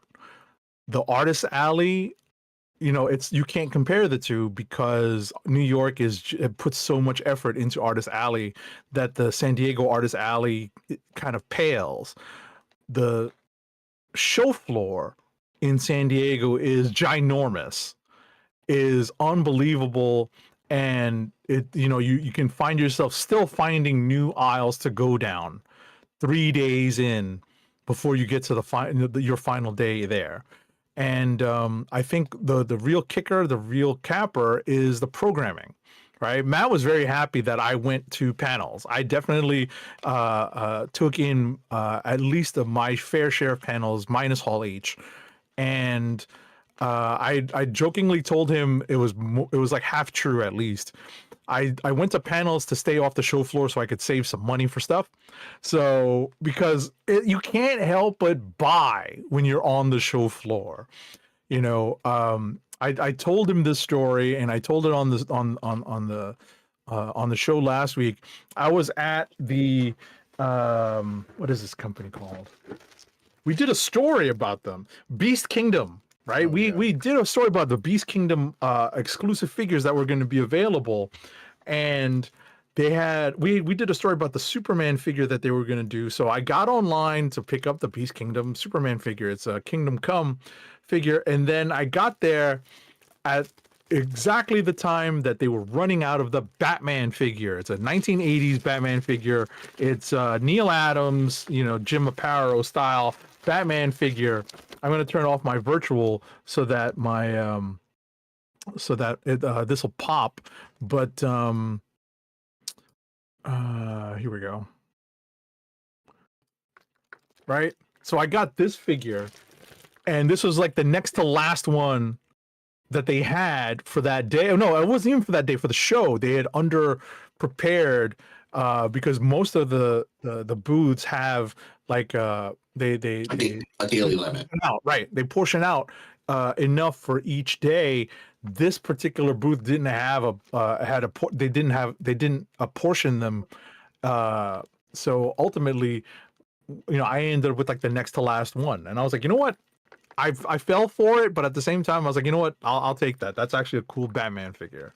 But not to jump on show and tell, but just to talk about how you can be on the show floor and just find yourself buying stuff. And I still walked out having not bought stuff I intended to buy. Like the example I can think of is the Mouse Guard T-shirt. I totally spaced and forgot about it. On Sunday, I went and looked for some other things, and I forgot to go to David Peterson's booth to pick up the T-shirt, the latest Mouse Guard T-shirt. So I'm gonna have to do that in October when New York rolls around. Yeah, no, look, I always have a list. I have a little list of things I want to buy, but I'll be honest, like most of the time, sometimes you only buy like 10% of what you're looking for because things sell out. You can't line up, and no, that's a good pick. One thing I've learned is that if after a year, or because I usually keep it in the box and don't open it for a little while, if I don't want it, I've actually been able to sell it somehow and then use that money to fund the next San Diego purchase spree. Absolutely. I mean, I kind of focused on stuff that I'm gonna keep or open for myself, but I definitely have that in mind. Specifically with some of these other figures I got. I know that we'll talk about some figures in a second that I was afraid they were going to sell out. It turns out that they actually sold out on Hasbro Pulse, but I did get mine. Got mine. Let's jump into show and tell. Yeah. Right. So the first thing I wanted to do was talk about, I carry with me this Heroes 9/11 tribute book, right? And the two artists that I finally got to sign this. One I had to pay for, one I didn't. I got Chris Cross to sign his contribution to this. Unfortunately, the writer for his tribute, there was some text in his piece, was Jim Shooter, and obviously he passed away recently, so I unfortunately didn't get a chance to have him sign it. But I got to Chris Cross at the end of his spotlight panel, and that was a great thing. I did not know he was so tall, and he was a great presenter. He answered a bunch of questions that I asked because the panel was a spotlight, so it was basically a Q&A, and he didn't come with like a slides or a presentation. It was just a Q&A. So I asked like several questions about him. I didn't ask him though about his experience going over to like Europe to do work, because he wasn't doing American stuff for a long time. He might have covered that like in the first 15 minutes that I missed. The other creator that I finally got to sign this book was Frank Miller. Right? I had to buy a ticket. It was $100, but I think it was well worth it because it's pretty crazy how old Frank Miller looks in real life. Like he actually, he actually presents as pretty old. He's still very active. He's obviously still creating, but he does not seem like he's going to be he's very frail. Yes, right? that's the best way to put it. He's very frail. I've seen him present recently, a couple of years ago at Comic-Con. So, right. That's great. Yeah. And I have gotten his signature once. I Dark Knight Returns 2 at the Virgin Mega Store in Union Square. Oh my God, that brings back memories.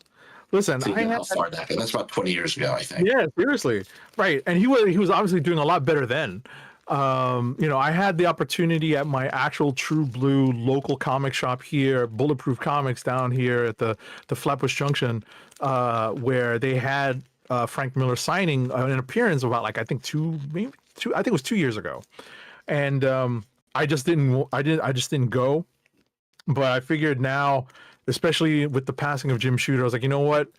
some of these creators not going to be around forever. They're not going to be around for much longer. Let me bite the bullet now and get it done. And I got his signature on this book done. And I thanked him for his contribution to the book.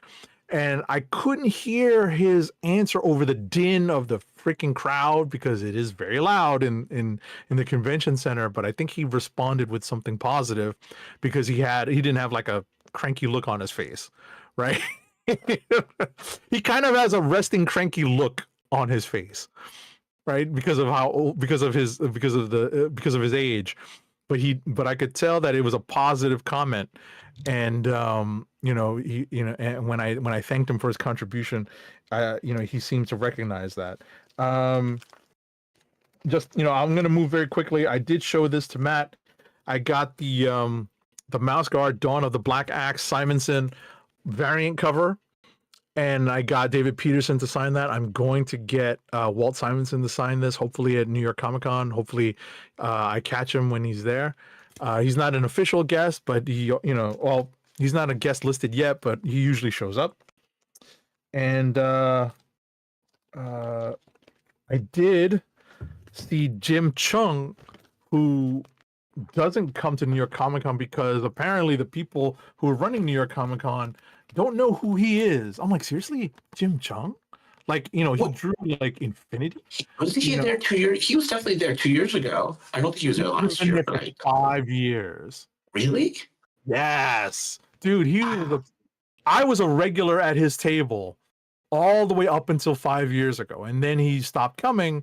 And I think I ran into him at New York Comic Con, but he wasn't at a table, and he told me the story, and he was able to tell me more of it. I think he was at San Diego with his wife, and he told me that basically the people who run Artist Alley don't know who he is, and so they don't work with him to get him a table, which is wild to me. I'm crazy. like, all you have to do is look up Marvel Unlimited and check his artist credits. We'll call it Reed Pop. Reed Pop. Yeah, exactly. So I got some cool, Jim Chung prints. I generally frame these at some point. This is a great Spider-Man print, and I think this is an older one that I hadn't gotten around to buying, but it's like a kitty X-Men versus Avengers style print. It's pretty fun. I definitely got some prints that I probably would be able to get at New York from Agnes Garbowska. That's the Agnes that we were mentioning. I did have a great time hanging out with Agnes at one of the parties that Matt was working with. So that was cool, just to kind of like a getting to know you, getting to know all about you type thing. But yeah, like I got a bunch of prints from her. Some of these will go to my niece because I like this. I've selected Do Not Disturb. Something for her to put on her desk, on her her front door to her room, because she's at that age. Like 7-ish is one of those ages where it's like, oh, you know what? Don't disturb me. Some My Little Pony, some more My Little Pony, and I got an education on Labubu because this is a great print that she did. Not just a vibe, I'm a secret rare. Just a great print. A great print. So it's it's a lot of fun. And I hit Agnes up for a bunch of things over the course of the con. Because we actually became pretty friendly. I mean, we had already been friendly from New York, but hanging out just cements that. One of the things that I was looking for was K-pop Demon Hunters for my niece, and Agnes was good enough to be on the trend where she did these kind of postcards of K-pop Demon Hunter characters, and so this is also going to be going to my niece. Let's see here. I ran into Dan Slott. I always see Dan Slott in New York. He's a New Yorker, so it's not like I could have waited. I really could have waited, but I picked up this foil version of Superman Unlimited that he signed for me. Right, Superman Unlimited is a really good series, but I got him to sign this foil cover. You know, he was selling it at his table for, you know, like a pretty good chunk of change. But I was like, yo, you know what? He's doing a good job on this, so I'm gonna pick up a copy. Well, sorry, here's my Agnes piece. I don't know if you can see it. Yes, yes, we can. It's a great piece. Wait, hold it up again. There we go. And I've got to get a big nice shot of that one. There we go. All right. Right. What's the other character? It's Katana. It's Katana, and who's the other character? And Guppy from that Netflix. It's from the sequel to Lava Girl and Shark Boy. Oh, okay. So that's why I didn't recognize it at all. That explains. Yeah. That explains, because I was like lost, because even when you showed it to me in San Diego, I was like, I didn't have the heart to admit that, the guts to admit that I had no idea who that other character was. Here's a Peanut shirt, the featured Peanut shirt. Oh no! Oh wow! You know, and if you wear the 3D glasses they gave you, you get to see the 3D image. Which sadly still wouldn't do anything for me with my eyesight, but that looks cool. That's really cool. And then these are the little. I did definitely hit the Funko Pop booth. They have these little minis now. So I picked up a bunch of those for people. They call them Bitty Pops. All right, nice. So, Gotcha. Whatchamacallit? Matt, you missed the. Actually, wait. I talked about this early in our pre-production meeting, but not during the show. So I did the Gundam workshop. So they give you a free snap together Gundam. This is my very first Gundam. It's awesome. Right? Like they drop, you know, it's the drug dealers. They drop you a free taste, and they give you something easy. And now I'm like, oh, I'm gonna go visit Joe's store and pick up some Gundams now, because I know that they sell Gundams there, and you know, and I'm gonna find like something that's a little bit more difficult than this. But I'll tell you that I had a lot of fun making this. It was a nice reprieve from the show floor. It was awful trying to find it though. But, you know, because, you know, we were talking before about how big the convention space is and how many the choices for panels. There's so many rooms. It's impossible sometimes to find the right room. Like on the first go around, like, you know, asking for help, looking at the map, asking for directions. But I finally found this room, and you know what? This is great. I'm not sure they do this in New York, but if they do, I may think about doing it again. But you know, if it's the same model, I might just forego it.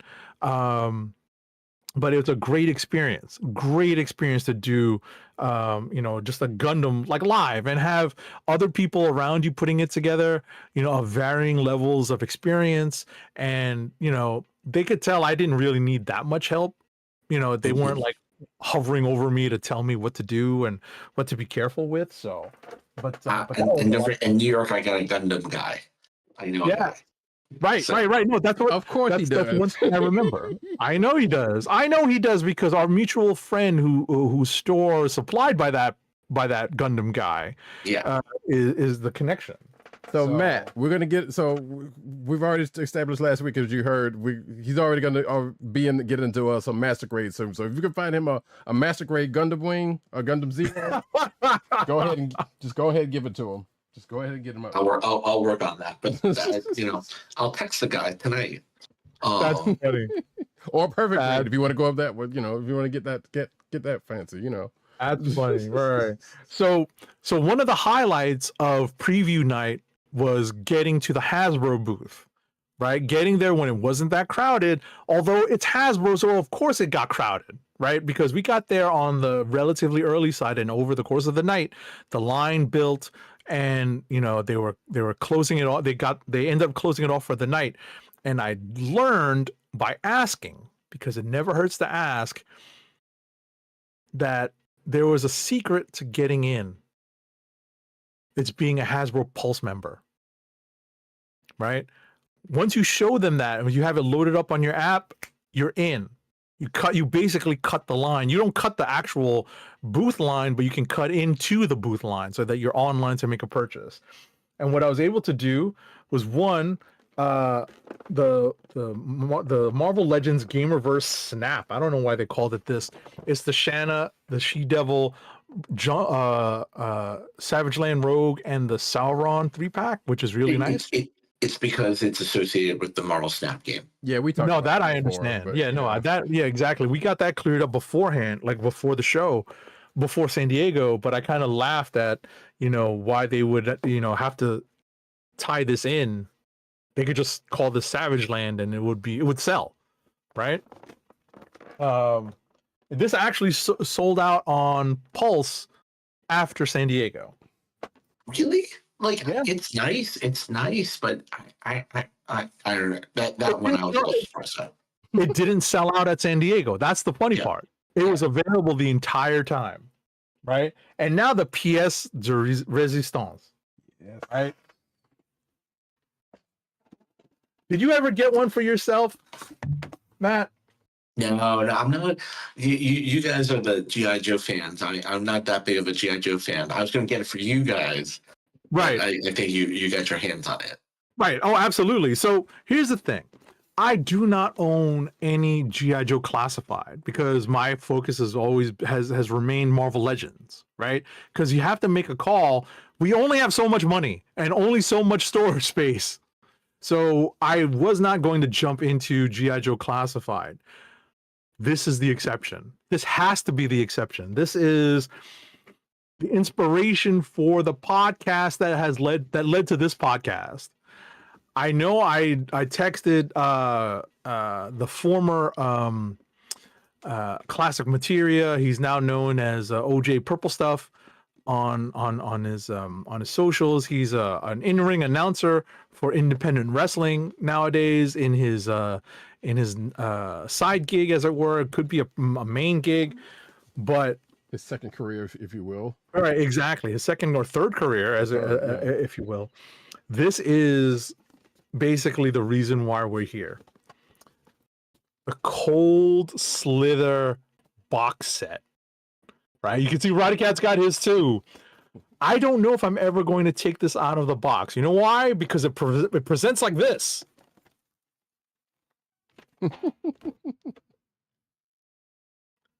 Are you kidding me? They've done a beautiful job with the packaging on a lot of these, right? If you think about like the Thor piece you have, the Doctor Strange, right? Like I will give Hasbro this. It's part of the reason why they're their most popular booth, one of the most popular booths. Right. I took the Thor. Right, the Thor piece I got, I definitely liked. I kept it in the box for as long as I could, but I took it out because I love the figures. But I may keep this in the box because of the way it's presented, like a stage, right? And I don't know if I would ever be able to pose them better than they're being posed right now inside their plastic container. So I may just end up putting this on a shelf and just enjoying having Cold Slither in plastic form. Like, I can't believe that this exists. I can't believe it. That's really where I stand right now. I asked Roddykat, I said, Roddykat, push comes to shove. What do you want more? He had the option of choosing the Jetfire, the whatchamacallit, the Energon Universe Jetfire. The Void Rivals Jetfire, yeah. Exactly. Unfortunately, I didn't have to choose after a while. They still had a lot of those. Yeah, no. On Friday morning. Actually, they still had a lot of them on Hasbro Pulse because after the show last week, I ended up ordering mine. So it's on the way. There you go. It's a beautiful. I got mine. It's beautiful. Mm-hmm. So. There you go. Right. So that was what I remember. What did sell out at the Hasbro booth was like, I think, a Beyblade set and the magic stuff. The magic stuff that they were selling at the booth. They did give us as a throw-in with our Hasbro purchase the welcome decks for the Spider-Man magic the Gathering set. Yeah, that's upcoming. Oh, you The got Ghost expansion. Spider, nice. Yes, I got the Ghost Spider. I chose the Ghost Spider because she was the one that had the highest pile. I think it was Miles and Peter, and like their piles were a little lower when I got up to the checkout. I said, no, let me get the Ghost Spider. Let me get the Spider Gwen. Yeah. I also got the other Transformers piece, the Steam Age one. So which was okay. beautiful. It was a beautiful pack. It was a beautiful package. And then I picked up the Star Wars Black Series for a friend. Okay. But Right. look, it was very well run. Look, that I think the line moved very quickly. I did notice it definitely they're definitely selling less stuff than they've done in the past, which makes sense. Mhm. You mean at the con? Yeah, the list of things. Usually there's I'd say maybe like 25%, a third more type of product. But Do you think it's look, tariffs? I was about to say, do you think it's because of the tariffs? I think it's for a variety of reasons with Hasbro, right? So, but tariffs are definitely one of them. But look, but the quality of stuff and the stuff they offered was great. But if I still have the sales sheets from years past, and I can send it to you, and you'll be like, oh wow, they, I'm not saying it's a lot less, just a couple. There were just a couple more, and I did notice that there was stuff that, I think about half the stuff wasn't really exclusive to the con, and the other half of it was. Gotcha. I know. I can tell you that when I was online as a buster, because I had not yet become a Hasbro Pulse subscriber, I heard people saying that they were going to get multiples of the Cold Slither. That's what they were getting on for, and multiples of the Star Wars, the Anakin and Obi-Wan dual set. Those were, I think, the two that I thought were going to sell out, and neither of them did. Mm-hmm. But the other thing I bought there, which I don't have on me right now, is I totally hit the Funko store. I hit the Bitty Pop store pretty hard. Did some great gifts for people and kids. But I hit the One Piece trading card game. And I boozed pretty hard. Like I was like the first person on that. I got there quickly, and then Peanuts. Nice. Yeah, I had to break the bad news to Matt that a lot of the stuff at Peanuts got sold out over the course of the con. Well, no. See, they have a daily allotment, right? So I got everything I wanted. Oh, nice. Okay. Got everything I wanted, and then someone picked me up some of the Tamagotchi stuff. Actually, I want it. Nice. Did you get any That's great. Gundam card game? So I didn't. I had to make a choice. So I decided to go to One Piece and not the Gundam card game. Man, which that's a choice. It has been, there's, they have that in Gen Con also, and it's just been impossible to get your hands on. I could have gotten the Gundam card game thing. I mean, it's impossible to get that product right now. Really? Yeah. It's a seller. I could have gotten it. There was I want to say it was I think it was Thursday. I want to say Thursday. I had the opportunity to get it. Like the line wasn't so bad or whatever. I had the opportunity to get it. If I had known, that would have been the other thing I would have asked for but I also knew it was wide, but also knew it was selling pretty hot.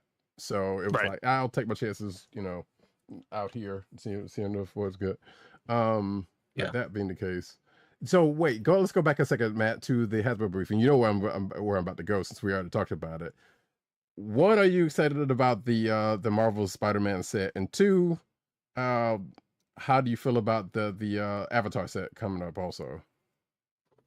I think super excited about the Spider-Man set. Just been I've not seen the art, but I know some of the artists working on it, whether I know them personally or so I'm excited to see what they're producing. I think the art that they've already shown, right? The Venom card, Gwen Stacy, Mm, um, 2099 and all that. Green Goblin Yeah. have just been amazing and stellar. I think, but yeah, very excited for it. Very, one of the Facebook groups I'm on is the MTG Art group, where you can buy, sell, trade, and art.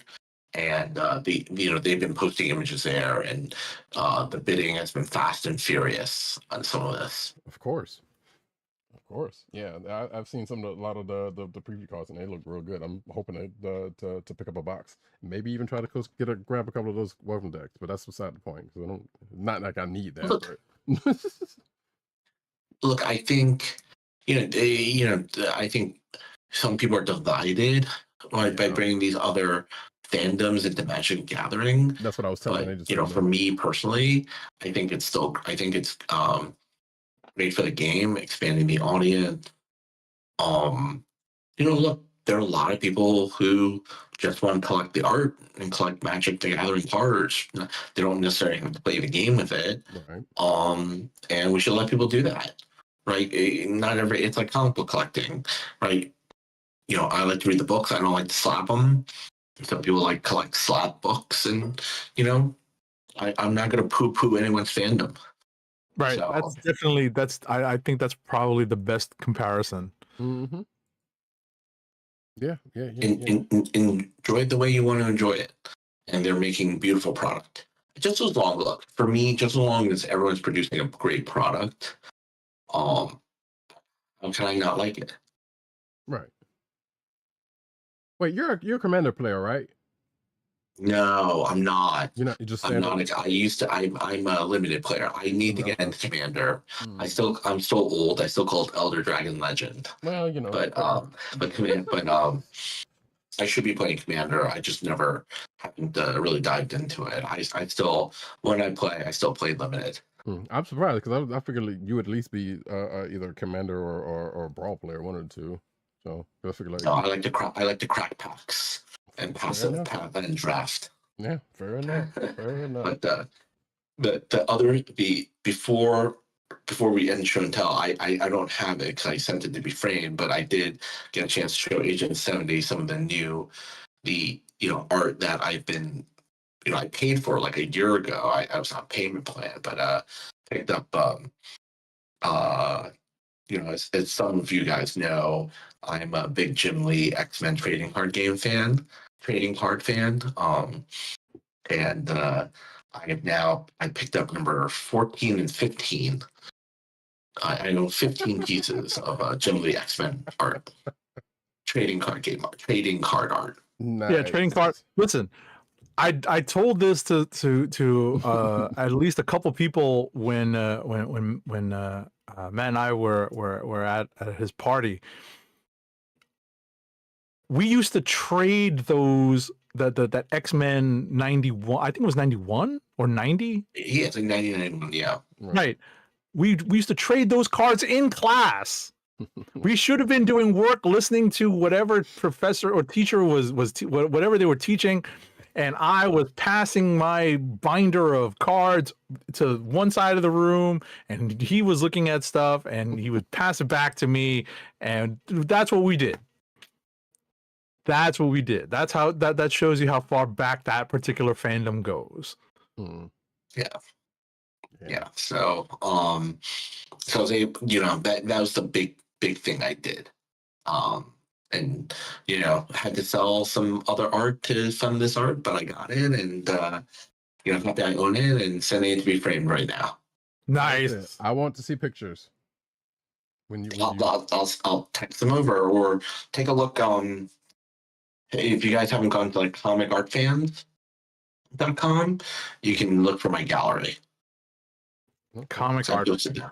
Yeah, that's so Comic Art Fans, for any of your listeners who don't know, it's basically the premier place where people showcase their original comic book art.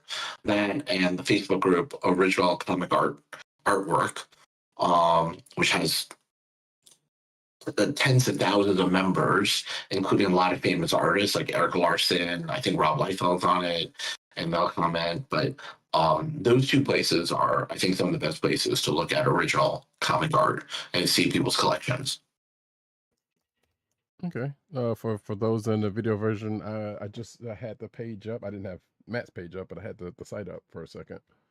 So for anyone else's that is Yeah, but it's a great place to go. Even if you're just like taking a look, you don't want to go on Facebook, but you just want to look at art, like Comic Art Fans .com. It's a great place to take a look at people's collections. People post great stuff there, and it's a great place to. You're not going to, I can't have people come to where I keep everything, but, at least I can put it digitally so people can take a look. right. I'm coming to your office. I'm walking over to see what it may not be all of these, fancy pieces, but well, I will say one story that you met my co-host for the happy hour. Right. He came to my office and he was just, and his office has probably 600 little Thor pieces of memorabilia. Cause I've seen the Zoom videos, but he came to my office and he was shocked because I piled of stuff that's around, like a pack rat, and I just like whipped out a pile and it was like, oh, here's the George Perez X-Men page I need to get framed. And he was just like lying there. He was just like shocked. I was like, yeah, this is my framing pile here, right? And then I showed him I only have 2 George Perez pages. And I have one JLA versus Avengers page. Oh my God. Nice. Oh my God. That is wild. That is wild. I'm coming to your office, dude.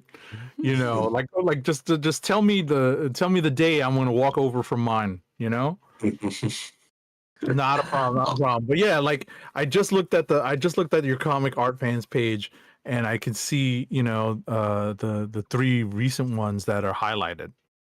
Yeah. But the thing is, I already have those card images memorized in my head. Like all he had to do was mention them, and I can imagine at least what I remember them to look like. Yeah,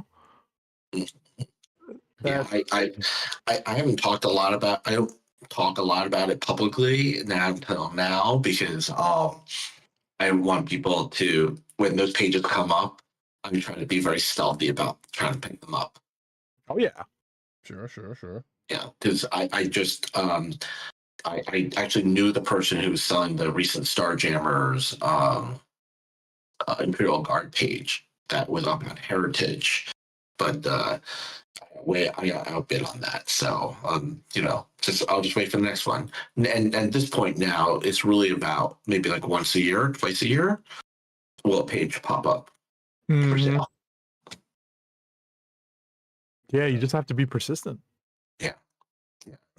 But I did get a nice piece recently, and I got to tell the guy I do have a page from the Marvel Multiverse role-playing game Spider-Man expansion. Nice. I picked up a beautiful page of Ghost Spider with I didn't think I was going to win, and I won, and so I got to tell the Marvel guys working on the game that I have that page. Nice. Cool. Yeah, there's some real nice art in those books too. So that's exciting. All right, But, Matt. I unfortunately have to hop in a couple minutes, but Okay. I don't know if there's anything else you guys wanted to cover. So yeah, real quick. I guess real quick. Favorite thing on the show, of San Diego. And I'm gonna be honest and real dork here is, as I said, I've been going to the show for a long time, and just experiencing it through Agent 70's eyes was enough for me. That was the best thing. Aww. Listen, I appreciate it, man. I can't say thank you enough, because it was definitely a bucket list thing for me. Definitely a bucket list thing, because I could not believe where I was. I've joked with Roddykat with Matt, with people in my office over the last several days, last week. The second I stepped off the plane, got into the car, into the Uber or Lyft or whatever it is I picked up, and made it to the hotel, I was like, what? How obscenely beautiful this weather is consistently. And I find myself at the, when we're doing the walk on preview day / preview night to get our plastic bag backpacks and our guidebooks and our programs and walking the building. Wang is being a great friend and showing me some of the paths that I would eventually take and where some of the locations and some of the rooms are. And I found myself needing sunglasses indoors because of the skylight structure of the ceiling. Because it's so bright, there are no clouds. I think there was cloud cover like 1 day out of the 4.5 days I was there. And it's just ridiculous. It's disgusting. It's not fair. Why would anyone leave? That was basically my consistent attitude towards this. But I'm so thankful to Matt for this. And yeah, I guess like the wonder, I've gotten that before, like taking someone around for the first time at New York Comic Con, so I can appreciate that. And to take someone around like me, who's a seasoned con person, like if you're navigating New York, you're pretty hardcore, right? Like all the other cons that we go to, they're just like small rinky, like I hate to call them rinky dink, but they're not the same. It's not as intense and it's not as packed. But you put me on the floor in San Diego, the word I've used is overwhelmed. And it took me a while to really get my bearings. Okay. Right. It absolutely did. But I'm thankful for it. I'm thankful for the experience. It's going to take some time to muster up the I may have some competing costs to take care of next year that might prevent a repeat next year of a trip, but you never know in the future if we can, when in the future we can. I'm very, very glad to have taken this trip. Hey, you're already in the system, so there you go. Pretty much in it. Yeah. Matt, real quick, because this is kind of a sad note before we let you go. Gen Con, you mentioned, I've told you I kind of want to get out there. I'm not the biggest board game fan out there in here, but anything in from Gen Con that was interesting to you, or what you got to do? Just really, I haven't been to that show in over 15 years. And it is also one of my top favorite shows to go to. It's one of those shows, for those listeners who don't know, it's very focused on tabletop games, whether it's role-playing games and board games, and the tagline is 4 best days of gaming. And it's definitely one of those shows where, I'm flying out, and there are people who've been preparing for the show all year. And you talk about the overwhelmingness of San Diego, which for me, I'm used to it. But Gen Con, it's in Indiana.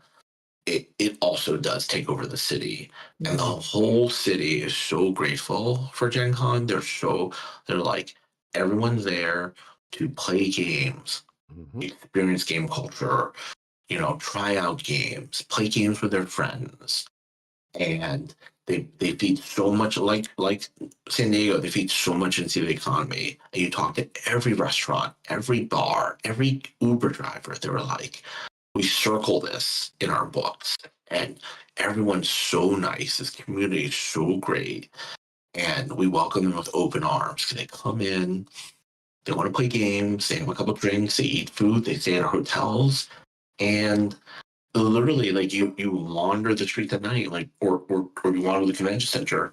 Most of the convention center are just people playing games, whether it's Dungeons and Dragons, a new Marvel game, board games, anything, and the excitement of the community, the on a bunch of Facebook groups focus on it, and they just they're they're experiencing their fandom in such a great positive way, and it's so nice that the city just like embraces it.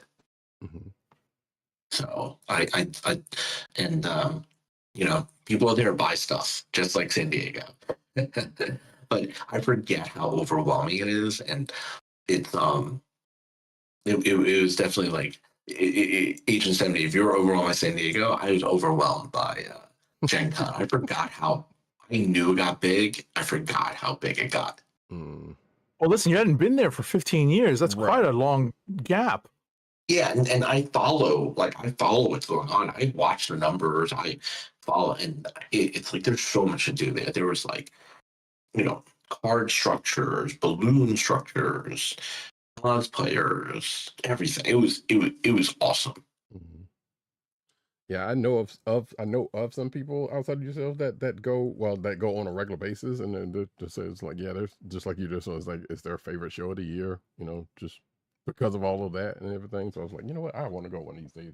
I don't know Yeah, if it's if you ask like the artists who go, they have I won't call it Artist Alley. It's like just the artist showcase, and the way they describe it, and these are people who do comic art and magic art and fantasy art, they'd be like, we're with our people. right.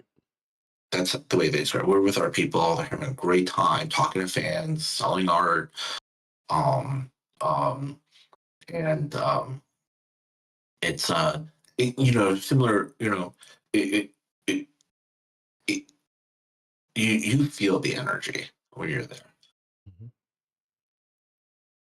Right. See Oh, Matt running very around cool, very with a dual disc out there, playing Yu-Gi-Oh. You know, he's not gonna tell us that that happened, but you know, just theater of the mind, folks. Theater of the mind.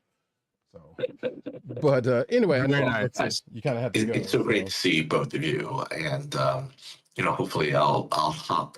I'll hop on and join you guys for post New York or catch up in the fall.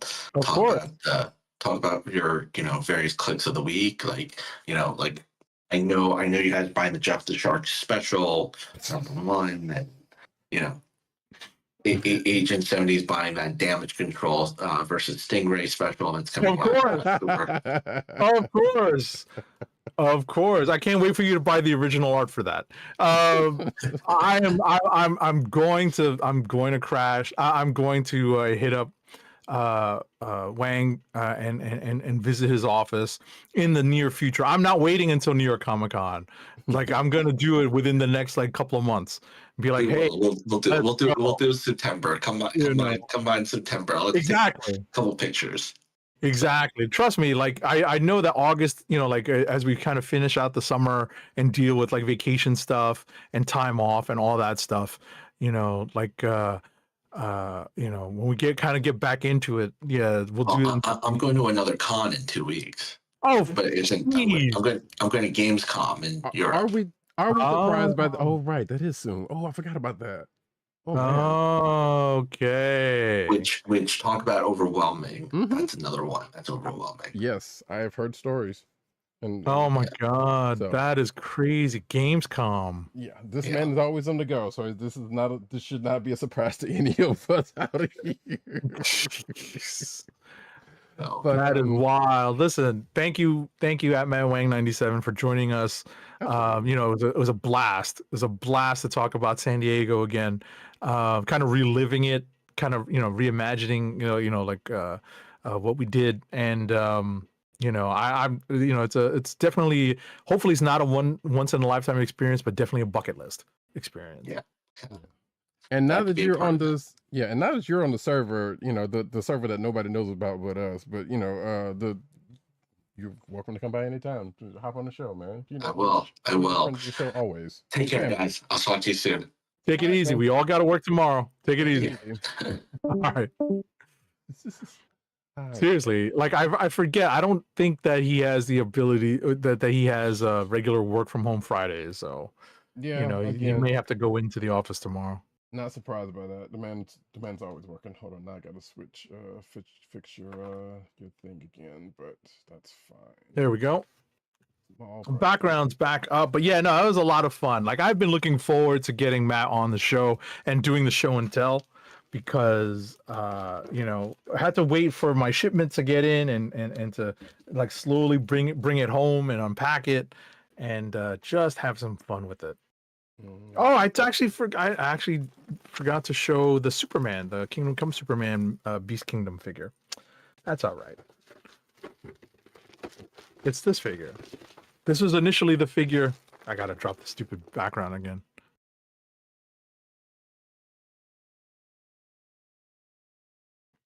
It's this figure. Okay. Hold on. Actually, let me get no, that's gonna screw up the shot. But let me just come over to. Oh yeah, I see. I see. I see the YouTube. There we go. I see what's showing up on YouTube. Yes. There we go. Discord. I have to figure that one out. Either way, so yeah, video version people, you can see that. Yes. Yeah, Kingdom Come Superman. It's pretty cool. This is what I initially went to buy. They had plenty of these, but they were running out of the Batman. So I kind of got sold on getting a Batman. Yeah, not surprised. I mean, you know, Batman is still Batman. Right. But yeah, like, you know, it was a great time. Great time. So do you want to get to the news? We do. Or should I get an ad read in? Yeah, first we want to get an ad read though. All right, our first ad read of the night is for Wink. It is your personalized wine club. Wink is a world of wine delivered right to your door. From rosé to cabernet to torronté, Wink has over 100 styles of wine to discover. Ever try an orange wine? Wink connects you to a world of exclusive wines tailored to your taste and delivered directly to your door. Wink delivers 4 bottles of wine to you every month with free shipping. You can pick your own bottles or let Wink choose and match to your taste. It doesn't cost a thing to become a member, and you can skip or cancel anytime. And now the listeners of the Comic Book Chronicles can enjoy an exclusive discount of $20 off your first order. To place your first order with $20 off and to help keep our show free for you, go to our network website at cspn.us/wink. That's cspn.us/WINC. Wink Wines through cspn.us. Do it today.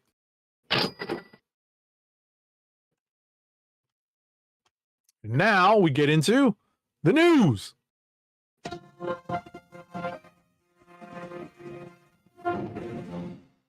Yeah, cinematic news is what we do about this time. I am going to actually technically skip the first one because it's connected to the second one, so I'm going to do the second one and the first one together for Agent 70's benefit.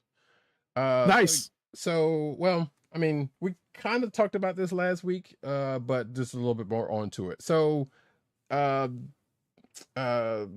New Day Spider-Man costume has been revealed with a teaser trailer. And I'm afraid if I go over to this thing, it did not go automatically, so that's great. Let's see. I'm scrolling through the video, and you see Tom Holland in the suit right there for the video version, folks. So there you go. And I think he said some pithy line after when it was revealed. They have a thing about the open door, come through it, and surprise, here it is in a thing lately. So I guess that's going to be a thing up until Doomsday. But regardless, that brings us to the next article, well, the actual article, in that apparently the Brand New Day Spider-Man costume finally ends the 6-movie MCU trend. And that trend is the fact that it is Stark Tech. There is no Stark Tech in this particular suit. It is just a regular decular Peter probably knitted himself Spider-Man costume, as God intended. Excuse me, as Stan Lee and Jack Kirby intended. There we go. Right.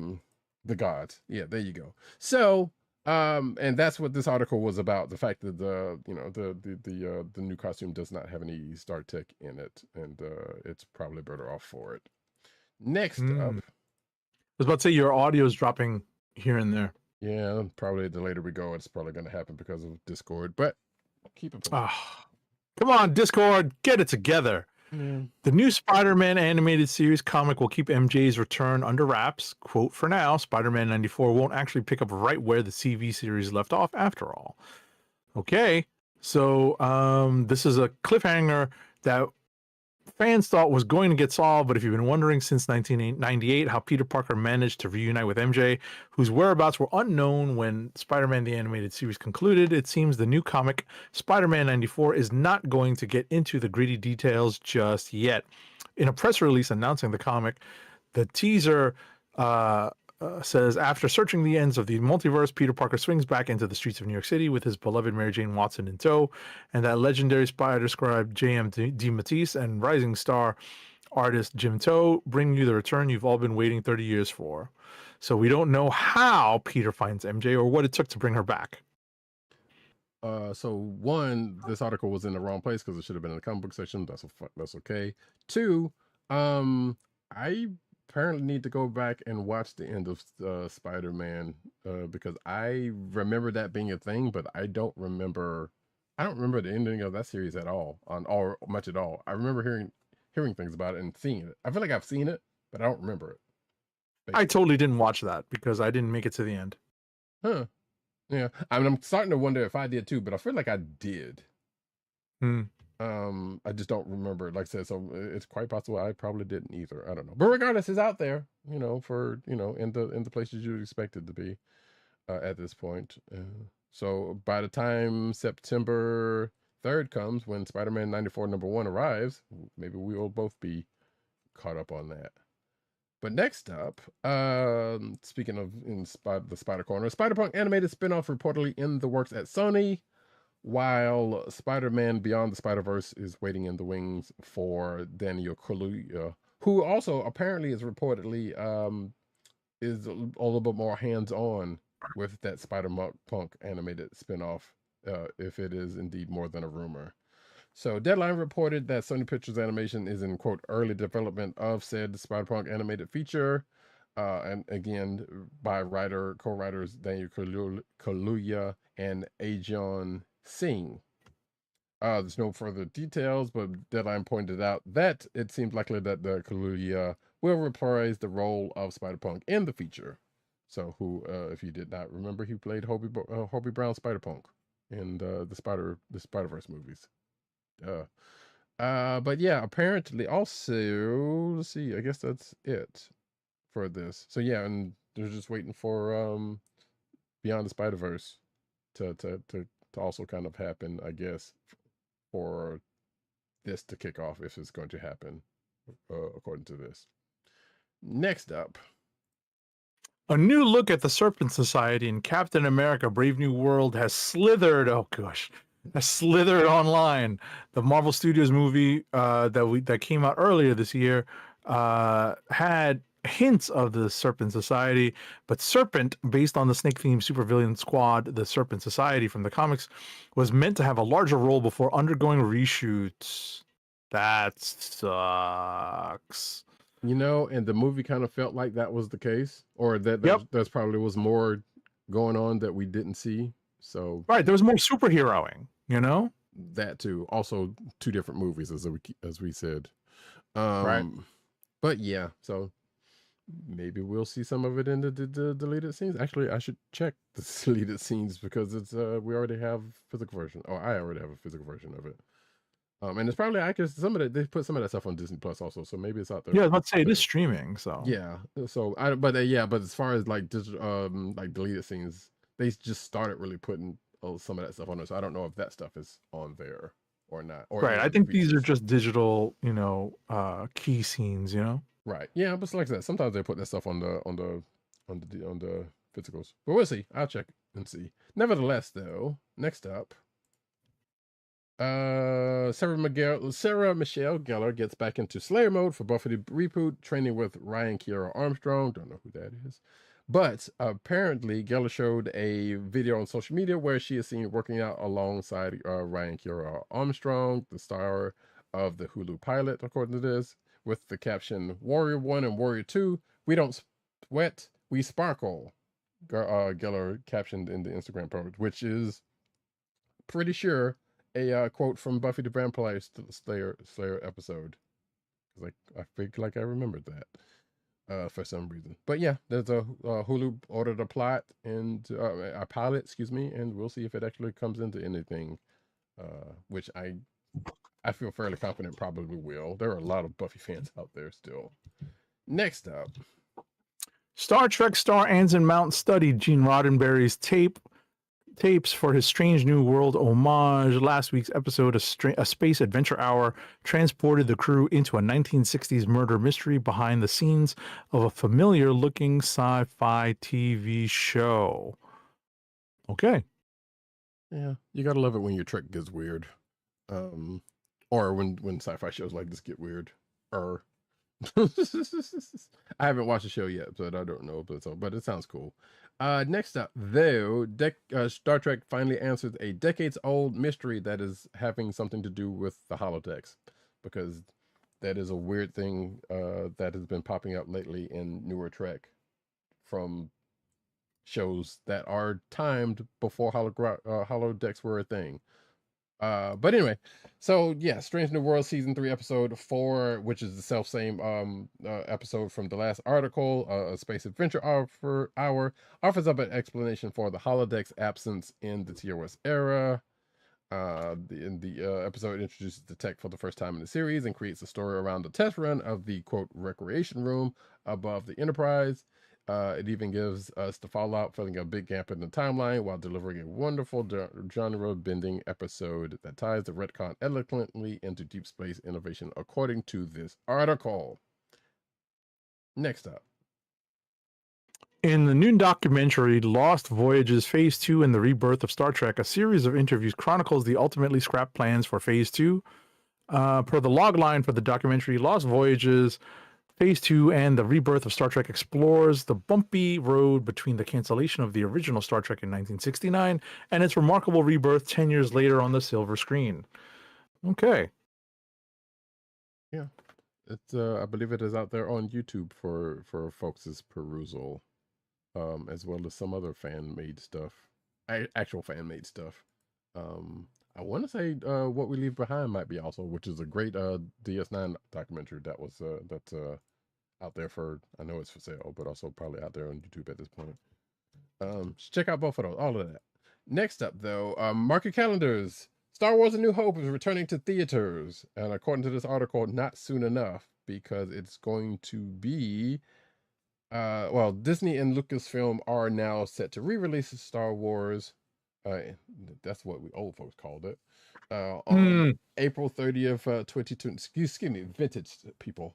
For the 50th anniversary, the movie's 50th anniversary, according to Variety. No word on how long the film will play in theaters, but it's likely will stick with the 1-week theatrical run that other Star Wars re-releases have had. This will mark the first time A New Hope has had a wide release since 1997. We'll try to forget those special editions. Grossing that's me editorializing, 138.3 million domestically, which is the most successful re-release in history, according to this. You know, I remember seeing the movie originally, back in like 77 and 78, which, you know what, Geritol shots up. Listen, it's scheduled for the 50th anniversary on April 30th, 2027. That's what it said. Yep. Goodness gracious. We still got to wait for this? Crazy, son. Yeah, which the article sentiments are similar. So that's kind of funny. Next up, though. Wait, so are they showing the OG print or are they showing the special edition? So you know what? That was the part. So let's talk about the 20th was the special edition. That's the part I'm not entirely sure about, because I don't see that in this article. I was looking, that's why I wasn't sure. Right. I would like to think that would be something they would have pointed out for certain.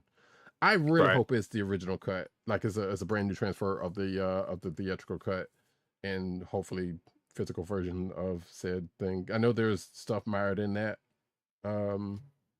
with the original trilogy in general, but that one also.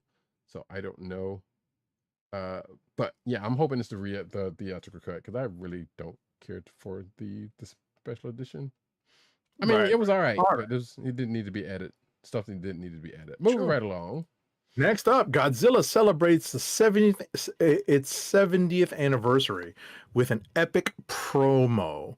So, Godzilla has been in the midst of celebrating the 70th anniversary of its first movie, and Toho is going all out for the occasion with an epic new promo showing off the kaiju's very historic run.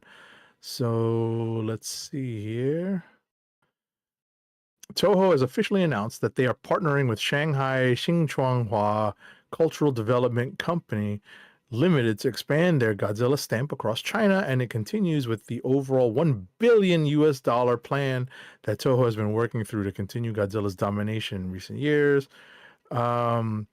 So to put a stamp on this new partnership, Toho has dropped an epic new poster for Godzilla that shows off the main forms the famous kaiju has taken on over all this time. It's actually a pretty cool poster. It's a great looking image. If you're watching the video version, you can see said image. And you should check it out sometime. But also, there you go. A little bit of that. Now we get into Anime Corner with some news that I was happy to see. Digimon Breakbeat anime video revealed, its cast, and also premiere date, which is October the 5th of this year. So yeah, we got a new Digimon anime, folks. Yes, the video reveals the video reveals more cast members for the anime as well as staff, and the anime's October 5th premiere date on Fuji TV and other channels. Of course, the video that's attached to the thing is subtitled, as the anime gods, as some would say, is intended. I don't know, but you know what? Nothing against dubs. At least nowadays, anyway. Anyway, regardless, it goes into the anime story, which, you know what? Just go and you also see the protagonist and his new Digimon buddy, who looks like they were done on an acid trip, but we not, whatever. And a couple other people with their starter Digimons that we get to see. So there you go. It's Digimon, folks. Embrace it. Next up. Following the one for the opening theme Mirage, the official YouTube channel for Japanese hip-hop duo Creepy Nuts, that's a great name. It is, really. Started streaming a collaboration music video for Nemur, Go to Sleep, the ending theme for the TV anime Call of the Night Season 2. So, the music video is composed mainly of footage from seasons 1 and 2 of the anime, synchronizing the story and characters' emotions with the nighttime scenery and the worldview of Nemur, the song. So that's pretty cool.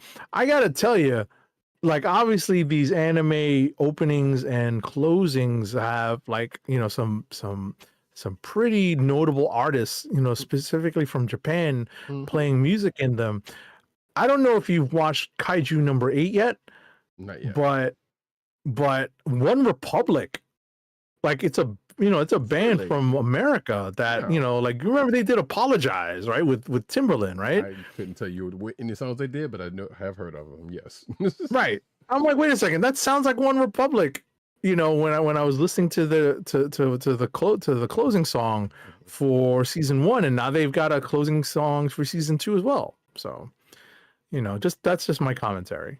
And not surprised because, I mean, hell, Jodeci was the opener for JoJo's, for one of the last JoJo series. And it was and it's a song yes. I did not know that. Oh yeah. It was it Fiendin'? I think it was Fiendin'. No. It might have been Fiendin' actually. Yeah, I can't remember. Regardless though, but it was a notable Jodeci song that was the opener for JoJo season, and that was a trip to me. So is it not surprising? But Creepy Nuts though has been on the radar fairly recently. If you're may or may not be familiar, they are. If you watch Dan Da Dan, they did the opener for Dan Da Dan. Which I just found out was 1, them, and 2, just a song they had, but they just happened to be used for that. That just so happened to got it. Actually, as far as I know, I can't remember if they did it for that or it was just a song they already had out. But yeah, check out the Creepy Nuts. There's actually some good stuff I've been checking out lately outside of the 1 or 2 anime openers. Next up, though, Spy Family Season 3 anime trailer teases Twilight's backstory. And guess what, folks? The Forger family will be returning. You can almost see the MCU thing right there. But and we have a date. It is October. Oh, do we have an exact date, actually? Good. Nope, it just says Happy to have them back. Indeed, it just says it premieres third season will premiere this October, so we don't have an exact date. Right. I mean, it's not that long from now, so they'll have a firm date soon, probably. Yep, indeed, and of course, it's going to be on the place you expect it to be, as well as other. We don't have a sponsor with those folks. Just saying, but if they want to, Crunchyroll, hit us up, or Sony, I guess, one of the two, because we know who own y'all. Next up, though, Agent 70 can take this one. K-pop Demon Hunters becomes Netflix's #4 most popular English language movie ever. None of this is surprising. Huh? None of the chart-topping stories that you read about regarding K-pop Demon Hunters is surprising to me any longer, because they've got like the worldwide Billboard #1 song for like 2 weeks straight, which is nuts. So so they have a total, at least as of this article's writing August 6th,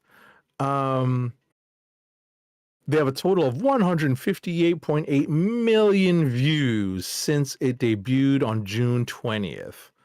Crazy, son. Next up, though, let's see. Solo Leveling Ragnarok teases season 2 webcomic return. As we get into the manga corner. So yeah, Solo Leveling is coming back.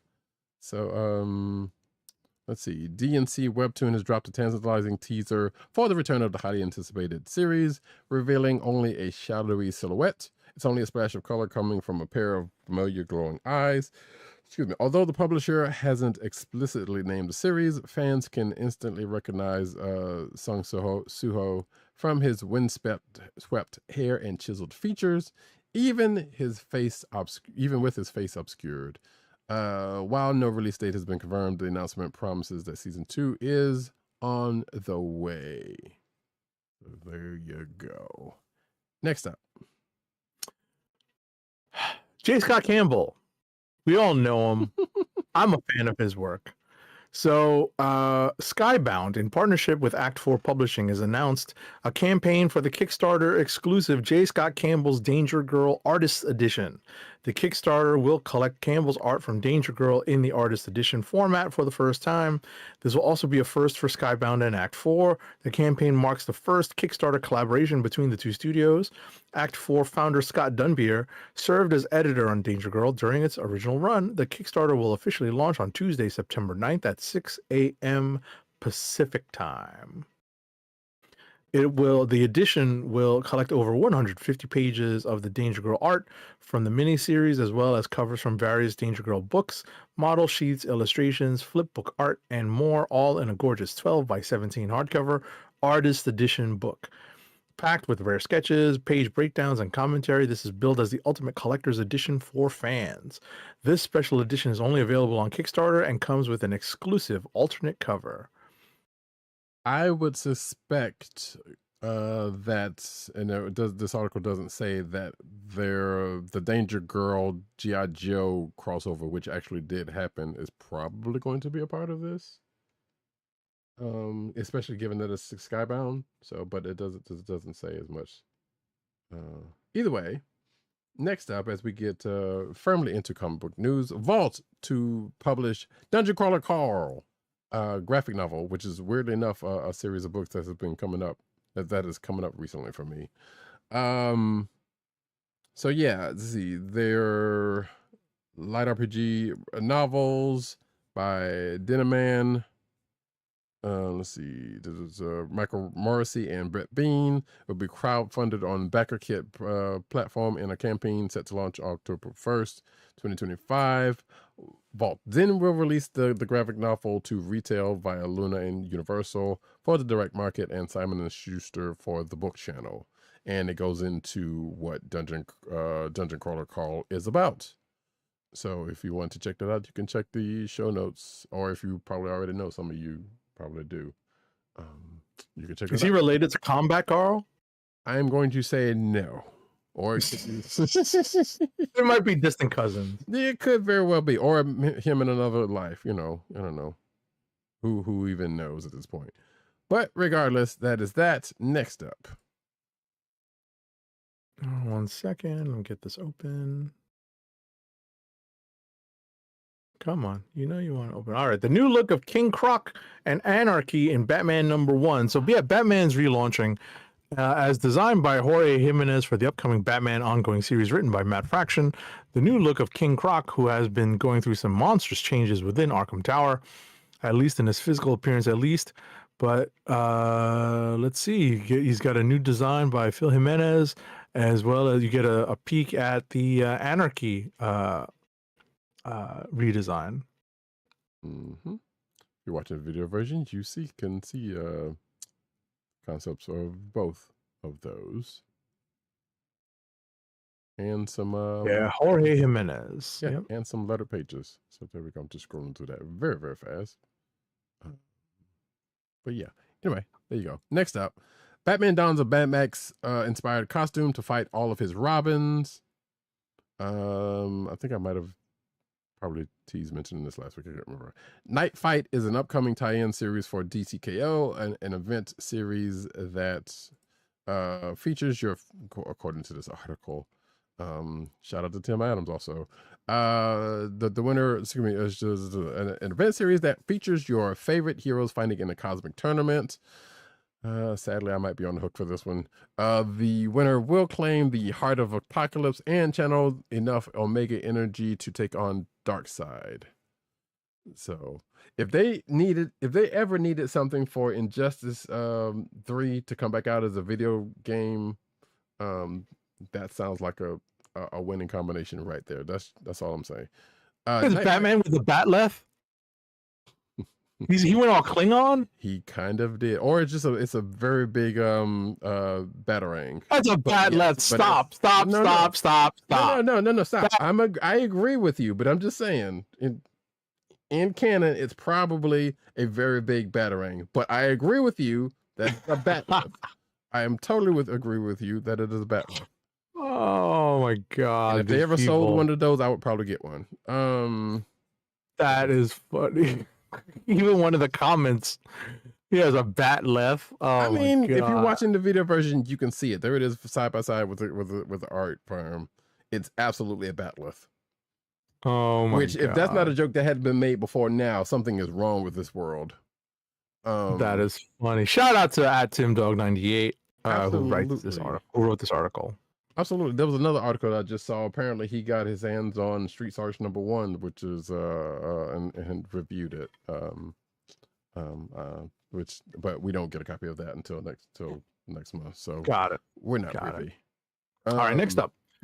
Though, Marvel Knights returns with Jimmy Palmiotti headlining a new Daredevil Punisher series this November. Jimmy Palmiotti returns to two of Marvel's most iconic street-level heroes in Daredevil Punisher, The Devil's Trigger, a 5-issue limited series under the Marvel Knights banner. Teaming up with rising star artist Tommaso Bianchi, Palmiotti delivers a brutal new chapter in the ongoing ideological war between Daredevil and the Punisher. Okay.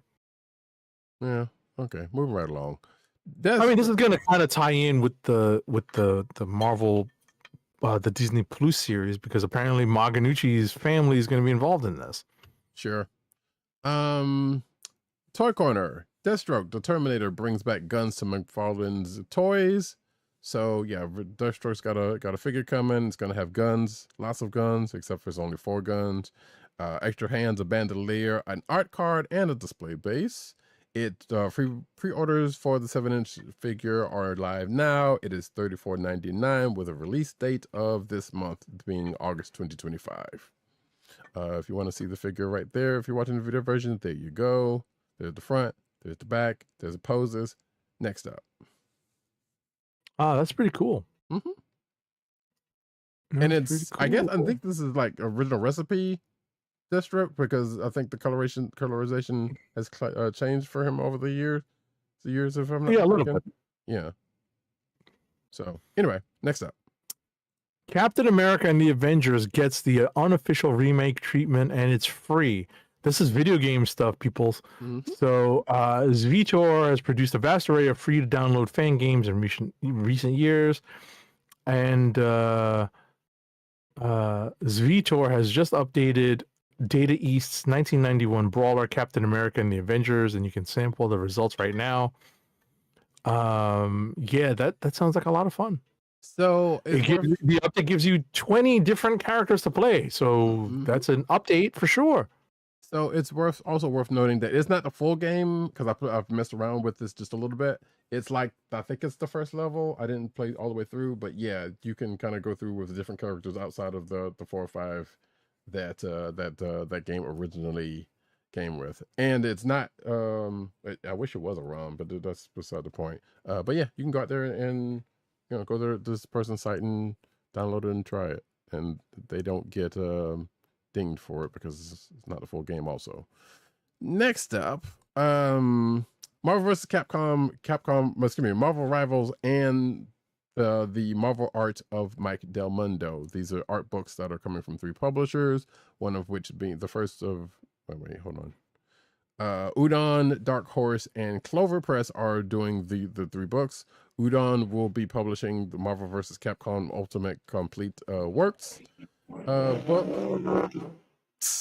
As somebody speeding by. As the Punisher speeds by on a motorcycle. Let's see, 338 pages. We're not going to go into all of this, but that's the one from Udon. Let's see. Dark Horse is going to do Marvel Rivals, the poster collection. And Clover Press has announced the 8th volume in its Marvel Art series, the Marvel Art of Mike Del Mundo, which is a 224-page 9x12 hardcover book collecting Del Mundo's art from X-Men, Avengers, Deadpool, Thor, Elektra, Spider-Man, and more. So, and the book will I've got some prints from Mike Del Mundo. He's pretty cool. Yeah, nice. The book will be crowdfunded and then released to retail via Luna Distribution, Ingram, and PGW. Next up. Spider-Man and MJ are together again with a new Iron Studios statue. Iron Studios return with a new and impressive selection of limited edition hand-painted statues, including Spider-Man and Mary Jane. So it's a 1:6 scale statue by Iron Studios. It captures the iconic couple atop the Daily Bugle building. The statue features a swappable Peter Parker head and a hidden bouquet for added charm. Pre-orders are open now with a release date set for September 2026 at $705. Okay. Pricey. Mary Jane. Because you kind of got to set it every now and then just to keep the license up. Next up, though.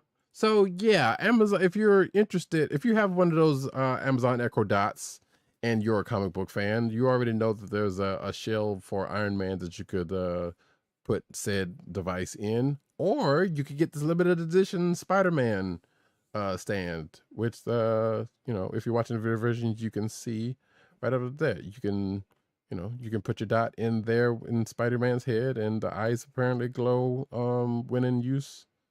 Apparently, or maybe probably in use. While Amazon is a sponsor for this, I'm just saying, it's related. It's not because of the sponsorship. It's just that's the thing that's out there. Period. I don't have a specific Echo Dot that's compatible with this, but that's pretty cool. Yeah, it's 4th and 5th generations that can go into this thing apparently. Or you can just buy the head and you can get your dot later, but it's either way because it doesn't come with a dot. That's true. So there you go. Next up, though. All right, last up, pre-orders launch for new premium Ghostbusters utility belt from Tools and Talent Props. So, Ghostbusters prop builders and fabricators are undoubtedly gearing up for their busiest time of the year because Halloween's not that far away. Mm-hmm. And let's see here. Tools and Talent Props Ecto Ordnance Utility Belt this article writer hailed as one of the best, if not the best, belts available for Ghostbusters fans, offering a premium military-style design and an authentic look. Since then, they've continued to expand their offerings, and today they have introduced a new variant of the Ecto Ordnance utility belt, ideal for those who wear darker style uniforms like those seen in Ghostbusters 2 and last year's Ghostbusters Frozen Empire. Okay. Yeah, for those Ghostbusters cosplayers, and there are bunches. There are a lot of them. Mm-hmm. They are very much a lot of them. So this is just helping them out a good bit, especially with the last few that we've talked about that they've done things for. So cool. Yep. Good for them. And that, folks, is it for the news. Can we get one last ad read? Yes, our last ad read of the night. Keep our podcast free by shopping at Amazon. Visit cspn.us and click the Keep Our Podcast Free link at the top of the page. From there, scroll down and click on the Amazon link to shop. Purchase items from Amazon as you normally would, whether it's books, music, electronics, jewelry, apparel, or Marvel Legends. For every purchase made on Amazon through our link, remember our link, Amazon sends the CSPN a payment. That helps us keep the Comic Book Chronicles free for our podcast, free for our listeners at no extra cost to you. If you shop at Amazon often, bookmark the link or add it as your homepage so that you can help the CSPN each time you order. We thank you for your support. Amazon.com through CSPN.us. Do it today. And I know you were there, Agent 70, but I forgot to ask Matt, did he meet George Lucas at either before or after doing that panel that he was at Comic-Con? Oh, I was not that lucky. I know he had already left and gone back to New York. Right. Or did you see Queen Latifah there who moderated the said panel? No, I didn't, unfortunately. Which that was an amazing thing to find out that happened. I'm like, huh, okay, nice. But anyway, folks, that is the end of this week's show. We appreciate you for coming through as you tend to do, whether it be audio after the fact or live for the video version when we're recording this, but we appreciate you whether each way you come through here, and like I said, appreciation is all abound. I have been your host, Roddykat. You can find me at Roddykat on Twitter. You can find me at News Nerds Need on Twitter. You can find me at CB Caps on Instagram and Blue Sky. CB Caps is not on Blue Sky, but probably should be. But Comic Book Chronicles is. Haha. Agents_70 on Twitter, Instagram, Blue Sky, and Threads. You can find this here podcast on, listen to this, folks. It is very important you understand this. The Cold Slither Podcast Network. There you go.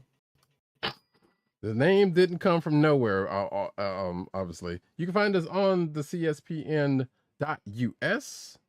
Do it today. Okay. Right. Anyway, cool. You could also find us on your podcast perusal place of choice, whether it be Apple iTunes, aka Apple Podcast, Spotify, or the Cold Slither Podcast Network's SoundCloud page. Remember to hit like, subscribe, and leave us all the 5-star reviews, especially on Apple Podcasts, because that helps people find our show.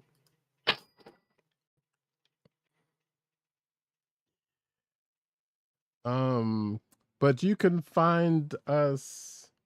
Yeah, well, we'll be back next week because you know what? As far as I know, we don't have anything, that's going to take away from us being back at the same bat time, same bat channel. I don't recall. Righto. And with that, folks, this has been the Comic Book Chronicles. Peace. Peace. One. My time is up. Peace out, show Brooklyn.